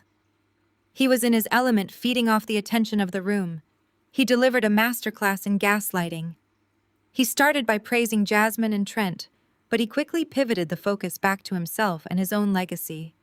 He could not resist the urge to capitalize on my presence. When you raise children in this city, you hope to instill a sense of excellence and public duty in them, Calvin said, his voice echoing smoothly through the ballroom speakers. I look at my daughter Zora sitting here tonight, representing the highest levels of our federal government, and my heart swells with pride. I always pushed Zora to be the very best. I taught her everything she knows about government and public service. It takes a strong foundation to build a career like hers. I taught both of my girls that success requires absolute integrity and a relentless work ethic. Seeing Zora manage this massive federal initiative tells me that my lessons truly paid off. I sat perfectly still, my hands folded elegantly in my lap. I did not interrupt him. I did not roll my eyes. I let him bask in the polite applause of the room. I let him paint himself as the perfect, supportive Black patriarch. I listened to his smooth, practiced lies, and I thought about the red folder sitting on my desk in the West Wing. I thought about the forensic accounting ledger that proved he had stolen federal grant money from our own community to pay for the very microphone he was currently speaking into. He was standing in front of the most powerful people in Washington, taking credit for my absolute integrity while actively operating a massive criminal embezzlement scheme to fund his daughter's lavish lifestyle. He had told me I needed to work night shifts at a dirty diner to build character, while he systematically robbed the very neighborhoods he claimed to uplift at his charity dinners. I took a slow sip of my ice water, letting him finish his spectacular performance. I wanted him to soak in every single second of the applause. I wanted him to feel like he was standing at the absolute peak of the mountain, because the higher he climbed on his pedestal of lies, the harder and more devastating his impending fall was going to be. When the applause finally died down, Calvin smiled warmly and turned toward me, offering me the microphone. He expected me to play the role of the grateful daughter. He expected me to thank him for his guidance and officially give my federal blessing to the corporate merger between his contracting firm and Sterling Global. I stood up, smoothing the front of my gown. I walked over to my father and took the microphone from his outstretched hand. I looked out at the silent, expectant faces of the Capitol elite, and then I looked directly at Trent. The time for playing along was officially over. The microphone felt heavy and cold in my hand. The entire grand ballroom of the Waldorf Astoria was perfectly still, waiting for me to validate the illusion my father had just spun. I could see the camera lenses from the society photographers reflecting the brilliant light of the massive crystal chandeliers above us. I took a slow, deep breath, letting the absolute silence stretch out for a few agonizing seconds. I made sure to lock my eyes directly onto Trent. He was sitting rigidly next to Jasmine, his face drained of all color, his breathing visibly shallow and erratic. He knew exactly what kind of federal power I held, and he knew he had practically handed me the execution warrant himself on the sidewalk outside the West Wing. I brought the microphone to my lips. My voice echoed through the state-of-the-art sound system, crisp and flawlessly professional. Good evening, everyone. I want to begin by extending my deepest gratitude to William Sterling for his incredibly generous invitation to speak tonight. It is rare that an event so perfectly captures the intersection of corporate ambition and federal oversight. I let those words settle over the beautifully decorated tables. William nodded approvingly from his seat, entirely unaware of the steel trap currently closing around him. I continued pacing my delivery with the practiced, deliberate cadence of a seasoned political strategist. When the president appointed me as Deputy Director of Public Engagement to oversee the $500 million infrastructure initiative we established one absolute non-negotiable mandate. This unprecedented funding was created to empower marginalized communities, to build sustainable minority partnerships, and to ensure that federal tax dollars actually reach the neighborhoods that need them the absolute most. We are not just building roads and community centers. We are attempting to rebuild public trust. The wealthy faces looking back at me were attentive but entirely comfortable. They were used to this kind of polished political rhetoric. They thought it was just standard Washington boilerplate meant to warm up the crowd before the champagne toast. I saw Calvin puff out his chest, smiling at the surrounding billionaires, completely oblivious to the impending strike. Jasmine was touching her hair, looking bored as if she were simply waiting for my speech to end so she could get back to being the center of attention. But public trust is an incredibly fragile currency. I continued my tone, shifting, dropping into a colder, much more authoritative register that instantly commanded a different kind of attention. It cannot be bought. It cannot be manufactured at an exclusive country club, and it absolutely cannot be leveraged in backroom deals. The federal government demands absolute, unimpeachable integrity from every single corporate entity seeking to partner with us on this historic initiative. I turned my body slightly, directing my full, unyielding attention to the center table where William Sterling sat. We have spent the last several months rigorously auditing over 100 corporate bids. We have examined financial ledgers, corporate ethics, and internal compliance protocols. We designed this process to be a strict, blind, merit-based system to prevent the very corruption and cronyism that has historically plagued government contracting in this city. I paused, letting the heavy weight of my federal authority press down on the grand ballroom. Therefore, it is my official duty to formally announce an update regarding the primary infrastructure bid. As of 8:00 this evening, Sterling Global has been officially and permanently disqualified from any further participation in the Federal Minority Partnership Initiative. The silence in the ballroom instantly vanished. It was replaced by a collective, sharp intake of breath from hundreds of guests. A low, shocked murmur rippled through the sea of seated elites like a physical shockwave. William Sterling sat perfectly frozen, his crystal water glass stopping halfway to his mouth.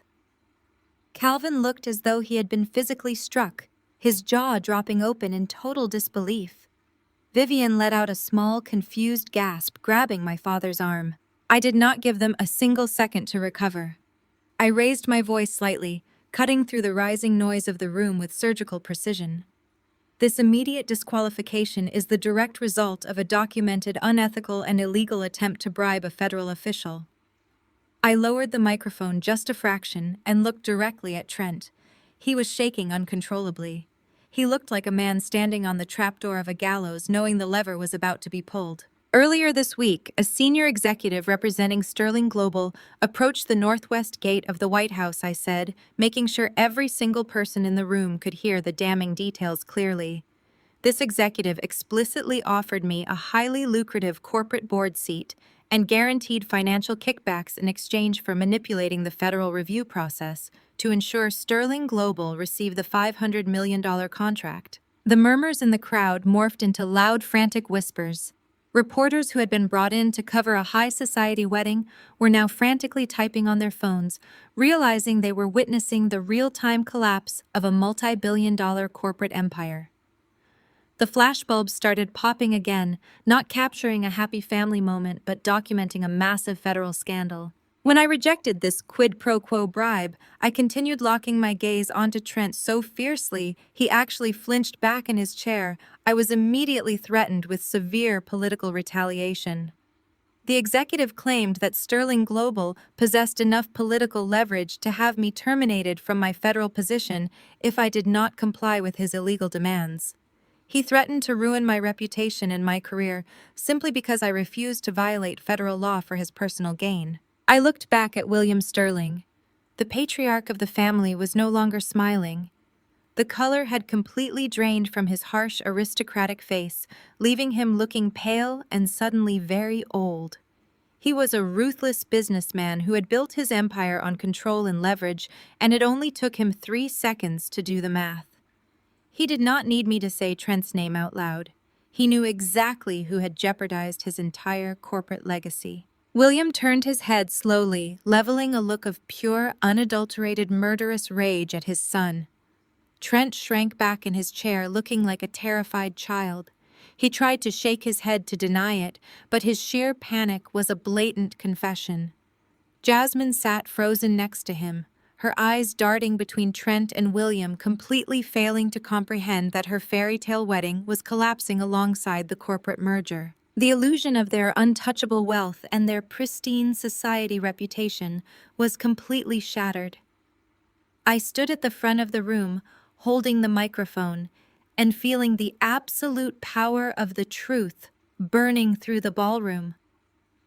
But I was not finished. Sterling Global was only the first half of the equation. I shifted my gaze away from the terrified white air and turned my attention directly to my father. My father was still standing near the edge of the head table.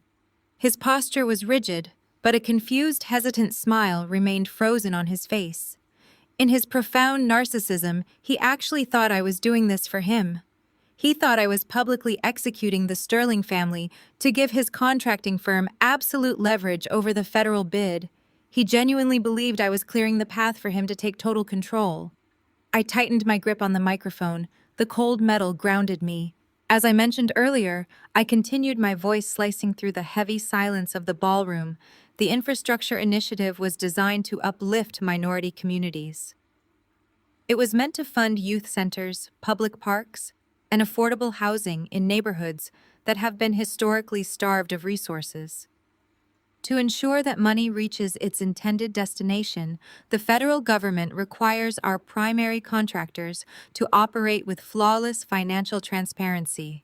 Calvin nodded along with my words, puffing out his chest and looking around at the surrounding tables as if he were the shining example of that exact transparency. It is because of that rigorous standard, I said, my tone dropping into a deadly quiet register, that I must announce a second formal disqualification tonight. My father's contracting firm is no longer eligible for any federal funding. Furthermore, as of this morning, his company is officially under active investigation by the Department of Justice and the Federal Forensic Auditing Committee. The confused smile on my father's face vanished so quickly, it looked as though it had been physically wiped away. He took a stumbling step backward, bumping into the edge of the table. The heavy silver cutlery rattled against the china plates. Vivian let out a sharp, strangled gasp, covering her mouth with both hands. During our preliminary review, I projected my voice to ensure every single political broker and society reporter in the room caught every word. We uncovered a massive, coordinated network of fraudulent shell companies. For over a decade, federal grant money explicitly designated for urban development has been systematically embezzled.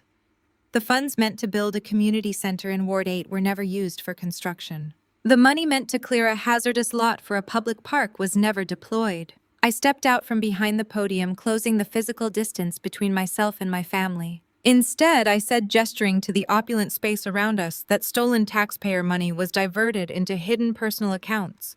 It was used to pay the exorbitant commercial lease on a failed luxury boutique. It was used to cover tens of thousands of dollars in reckless credit card debt. And most recently, that stolen federal grant money was used to pay the $50,000 deposit to secure this exact grand ballroom for tonight's event. A loud collective gasp erupted from the tables closest to us. Several prominent Black politicians and community leaders who had championed my father for years stared at him with absolute, unmasked disgust. He had not just stolen money, he had stolen from our own people to fund a pathetic illusion of high society wealth. I turned my gaze to my sister. Jasmine was trembling violently, her hands clutching the skirt of her designer dress. The custom silk gown you are wearing tonight, Jasmine, was paid for by a phantom corporation that was supposed to fund after-school programs, I told her, my voice echoing off the vaulted ceilings. And that beautiful 2-carat diamond engagement ring currently sitting on your finger was purchased with money stolen directly from the federal government. You are wearing the very evidence of your own family's federal indictment. The ballroom exploded into total chaos. The elegant, sophisticated veneer of the Washington elite completely evaporated. People were standing up, pushing their chairs back, and physically distancing themselves from my family as if they were suddenly contagious. Reporters were shouting questions over the rising din, furiously typing the details of the massive financial scandal. William Sterling did not care about the noise. The billionaire patriarch had heard exactly enough. He realized in a matter of seconds that his massive corporate conglomerate was currently standing in the center of a federal crime scene. He knew that if his company remained attached to my father's disgraced firm for even one more hour, the resulting Department of Justice investigation would drag Sterling Global down into the mud and wipe out their stock prices. William spun around to face his son. His face was a mask of pure aristocratic fury. Trent had brought this toxic criminal family into his world. Trent had tried to bribe a federal official. Trent had jeopardized the entire Sterling legacy for a woman whose entire existence was funded by stolen taxpayer money. "You absolute fool," William roared, his booming voice cutting through the noise of the panic-stricken crowd. Before Trent could even raise his hands to defend himself, William Sterling drew back his arm and slapped his son directly across the face. The sharp, violent crack of the impact echoed sharply, causing the nearest guests to jump in shock. Trent stumbled sideways, knocking over a chair and grabbing his reddening cheek. "This engagement is over," William shouted, pointing a shaking finger at Jasmine and then at my father. "The corporate merger is completely dead. You will never do business in this city again, and if your fraudulent actions bring even a single federal investigator to my corporate headquarters, I will personally bury you." William did not wait for a response. He signaled to his private security team, turned his back on the entire room, and marched toward the exit, leaving his humiliated son scrambling to follow him. The departure of the Sterling family was the final nail in the coffin. The illusion was dead. The money was gone. The status was completely destroyed. Jasmine let out a piercing, hysterical scream. She did not direct it at me. She turned completely feral and launched herself at Calvin. She beat her fists against his chest, her perfectly styled hair falling into her face as she sobbed uncontrollably. "You ruined my life!" she shrieked, her voice raw and jagged. "He left me. Trent left me. You told me you had the money, Dad. You told me we were rich. You promised me this wedding. You stole it.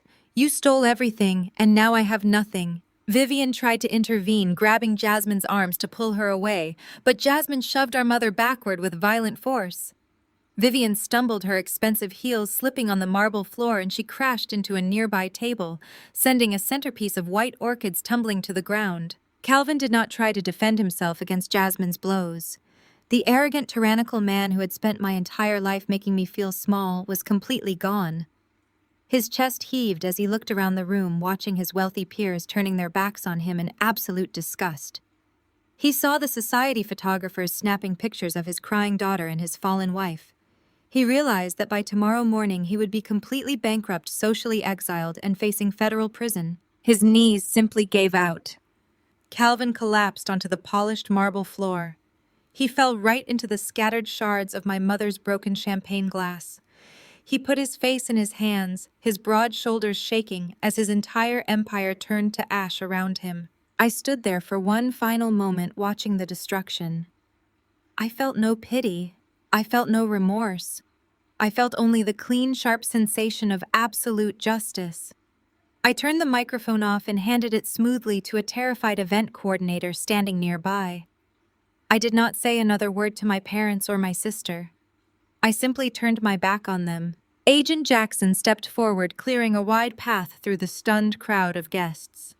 I walked down the center aisle of the grand ballroom, my posture perfectly straight, the silk of my emerald gown gliding over the floor. I walked out of the room, leaving the chaos, the screaming, and the ruins of their fake legacy far behind me. The heavy mahogany doors of the Waldorf Astoria closed behind me, instantly cutting off the sound of my sister's hysterical sobbing and the frantic shouting of the Capitol elite. I stood in the grand lobby for just a second, letting the profound silence wash over me. The heavy emerald silk of my custom gown brushed against the polished marble floor as I kept walking. I did not look back. I did not pause to see if anyone was following me to beg for mercy. Agent Jackson and the rest of my federal security detail moved in a tight protective formation, guiding me effortlessly through the lobby and out into the crisp night air. The city felt incredibly alive. The flashing lights of the paparazzi stationed near the valet stand illuminated the darkness, but I did not offer them a smile or a wave. I kept my posture perfectly rigid and my expression completely neutral as Agent Jackson opened the heavy door of the idling black town car. I slid into the back seat, Julian and Maya sliding in right behind me, the heavy doors shut, sealing us inside the quiet, soundproof interior.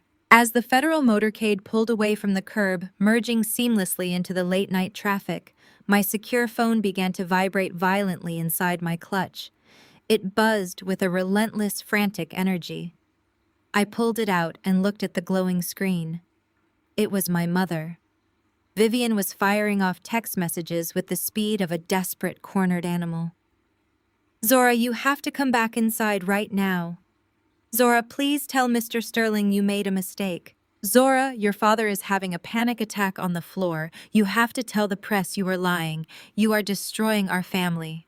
Please, baby girl, we are so sorry. Please just come back and fix this." I stared at the bright blue text bubbles pouring across the screen. Just a few hours ago, she had gripped my arm in the lobby of my condominium and threatened to destroy my entire political career if I did not bend to her will. She had orchestrated a vicious whisper campaign to paint me as an unhinged, bitter spinster. Now she was begging me to save them from the exact consequences of their own federal crimes. There was no apology in her words. There was no genuine remorse for the years of emotional and financial abuse she had inflicted on me. She was only sorry that she had finally been caught, and she expected me to sacrifice my integrity to shield her from the massive fallout. I felt absolutely nothing. No anger, no pity, no residual childhood guilt. I simply tapped the information icon on her contact profile, scrolled to the very bottom of the screen, and pressed block caller. I watched her contact name vanish into the digital void. I did the exact same thing for my father and my sister. I systematically severed the final invisible threads tying me to their toxic existence. I turned off the screen, dropped the phone back into my clutch, and looked out the window at the glowing monuments lighting up the skyline. The fallout over the next few weeks was swift, brutal, and entirely comprehensive. I had told Agent Davis to have the Department of Justice execution orders ready, and she did not waste a single second. At exactly 8:00 on Monday morning, a fleet of black federal vehicles pulled up to my father's corporate headquarters downtown. Dozens of federal agents swarmed the building, carrying boxes of seized hard drives and forensic accounting ledgers out the front doors. By noon, the Department of Justice officially unsealed the multi-count federal indictment against him. The national news networks ran the raw footage of Calvin being escorted out of his own building in handcuffs. The arrogant, tyrannical man who had spent my entire life telling me I was a financial burden was now facing decades in federal prison for operating a massive systemic embezzlement ring. The government immediately moved to freeze all of his personal and corporate assets. Every single bank account was locked. The fraudulent shell companies he had used to funnel taxpayer money into Jasmine's lavish lifestyle were dismantled piece by piece. His contracting firm went into immediate catastrophic bankruptcy. The creditors swarmed like sharks, seizing the luxury cars, the expensive properties, and everything else my parents had bought with stolen community funds. Vivian learned very quickly that the Black elite society of Washington and Atlanta did not tolerate federal scandals. Her entire identity was built on prestige, exclusive access, and the perception of flawless wealth. When the asset freezes hit, and the true nature of their crimes became public knowledge, her carefully curated social circle turned their backs on her with breathtaking speed. She was completely excommunicated. The prestigious alumni network stopped returning her calls. She was quietly but firmly asked to step down from the board of every single charity she had used to boost her social standing. Her exclusive country club revoked her membership, citing a strict morals clause in their bylaws. The wealthy women she had bragged to about Jasmine's billionaire engagement now treated her like a total pariah.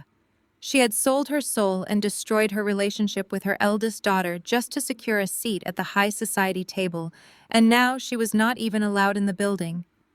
She was left entirely isolated, trapped in the ruins of a fake legacy she could no longer afford to maintain. The Sterling family reaction was equally ruthless. William Sterling was a man who prioritized the survival of his corporate empire above all else, including his own blood. When the federal investigation officially disqualified Sterling Global from the $500 million infrastructure bid, the company's stock plummeted. Corporate shareholders demanded blood, and William gave it to them without hesitation.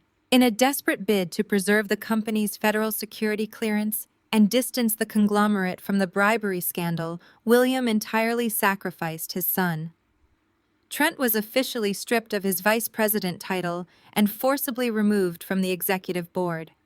His access to the family trust funds was immediately suspended. The arrogant white heir who had threatened to ruin my federal career on the sidewalk outside the West Wing was completely cut off from the generational wealth that had shielded him from consequences his entire life. He was exiled from the company, and the engagement was permanently canceled. The massive high society wedding my parents had literally risked federal prison to pay for evaporated into thin air, leaving Jasmine with absolutely nothing. It took exactly 3 weeks for my sister to hit absolute rock bottom. When the Department of Justice froze my father's corporate and personal accounts, the fraudulent safety net that had been suspending Jasmine in a life of unearned luxury completely evaporated. The luxury high-rise building where she lived was entirely unforgiving. Once the federal government flagged her commercial lease as a front for embezzled taxpayer funds, she was given a 48-hour notice to vacate the premises. The magnificent 2-carat diamond engagement ring she had shoved in my face was confiscated by federal agents as seized evidence of wire fraud. Trent was gone.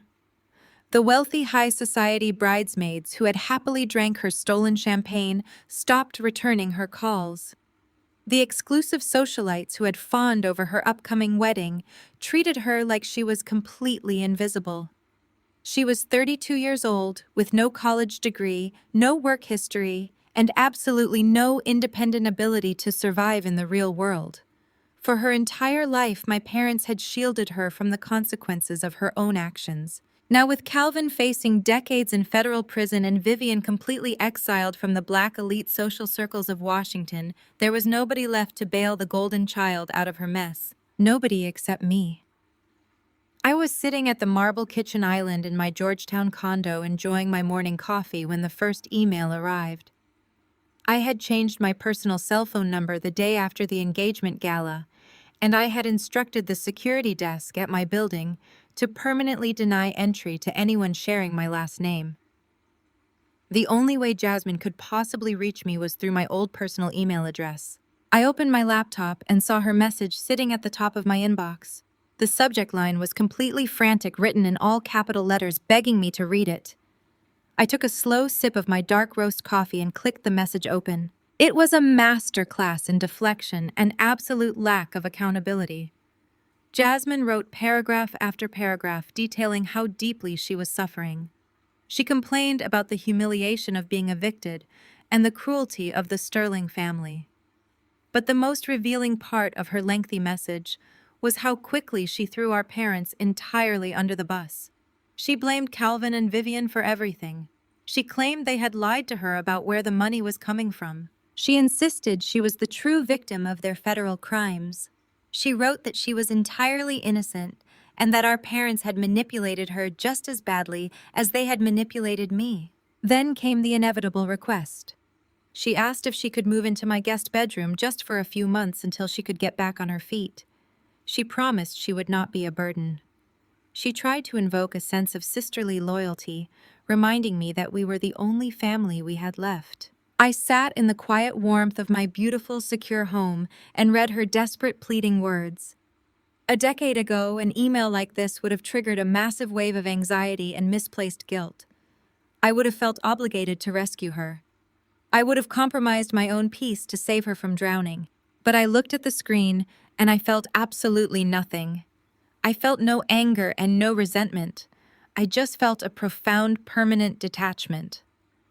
Jasmine had stood in my parents' living room and laughed when they told me I was a financial burden. She had mocked my cheap suits and excluded me from her wedding because she thought I was socially beneath her. She had happily worn a gown paid for by money stolen from underserved Black communities. She was not reaching out to me because she loved me or because she finally respected me. She was reaching out because I was the very last resource she had left to exploit. I did not write a long emotional response. I did not tell her I forgave her, and I did not list the reasons why she deserved her current reality. She had consumed enough of my energy for one lifetime. I simply moved my cursor to the top of the screen, clicked the settings menu, and routed her email address directly to the spam folder. I closed the laptop, finished my coffee, and moved forward with my life. 2 months later, the air in Washington had turned crisp and cool, signaling the arrival of a new season. I walked through the corridors of the West Wing, feeling a deep, unshakable sense of purpose with every step. Today was the culmination of 3 years of relentless grinding policy work and unwavering dedication. I walked into the briefing room to find Julian and Maya waiting for me. Their faces were bright with genuine excitement. We had successfully purged the $500 million infrastructure initiative of every single corrupt corporate entity. Sterling Global was entirely out of the picture. My father's contracting firm was dismantled. In their place, we had elevated dozens of legitimate, hard-working minority-owned businesses. These were actual community developers, ethical contractors, and brilliant engineers who had been historically shut out of the federal bidding process by men like my father and William Sterling. The money was finally going exactly where it was supposed to go. We were funding real youth centers in Ward 8. We were building safe public parks and sustainable affordable housing. We were repairing the very communities my family had tried to exploit. "It is time," Zora Julian said, handing me the final polished leather binder containing the approved federal legislation. "The president is waiting." I took the heavy binder and walked with my team down the historic hallway toward the Oval Office. Agent Davis, the forensic auditor who had fearlessly executed the takedown of the fraudulent shell companies, was waiting for us near the entrance. She gave me a firm, respectful nod. We walked through the heavy wooden doors together, stepping onto the famous blue oval rug. The room was filled with the soft flashing of official press cameras and the quiet murmur of proud political aides. The President of the United States sat behind the resolute desk. When he saw me approach, he stood up and offered a warm, incredibly genuine smile. He shook my hand, looking me directly in the eye. "Outstanding work, Deputy Director," the President said, his voice carrying the weight of absolute sincerity. "Your integrity on this project has been nothing short of exemplary. You protected this administration, and you protected the communities we serve. You should be incredibly proud of what you have built here today." "Thank you, Mr. President," I replied, my voice perfectly steady and ringing with quiet confidence. "It is a profound honor to serve." He sat back down, picked up the ceremonial pen, and officially signed the infrastructure bill into federal law. The room erupted into a wave of genuine, enthusiastic applause. I stood there in the center of the Oval Office, surrounded by people who respected my intellect, my ethics, and my relentless drive. I looked at Julian, who had backed me up against the vicious society gossip. I looked at Maya, who handled my daily operations with flawless loyalty. I looked at Agent Davis, who had partnered with me to bring a massive criminal empire to its knees. This was my true chosen family. They did not care about elite country club memberships or high society engagement galas. They did not demand that I shrink myself to make them feel more comfortable. They celebrated my strength and they honored my mind.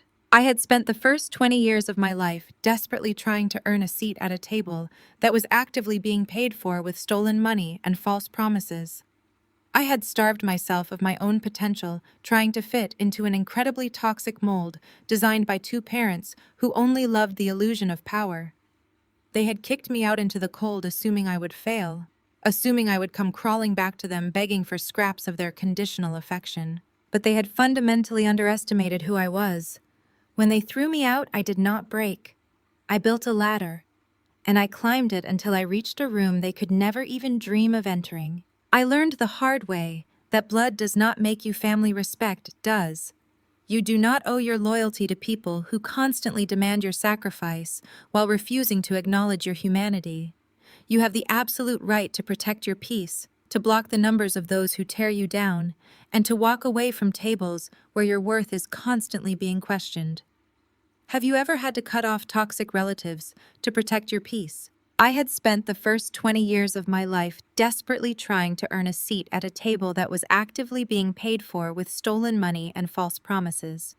I had starved myself of my own potential trying to fit into an incredibly toxic mold, designed by two parents who only loved the illusion of power.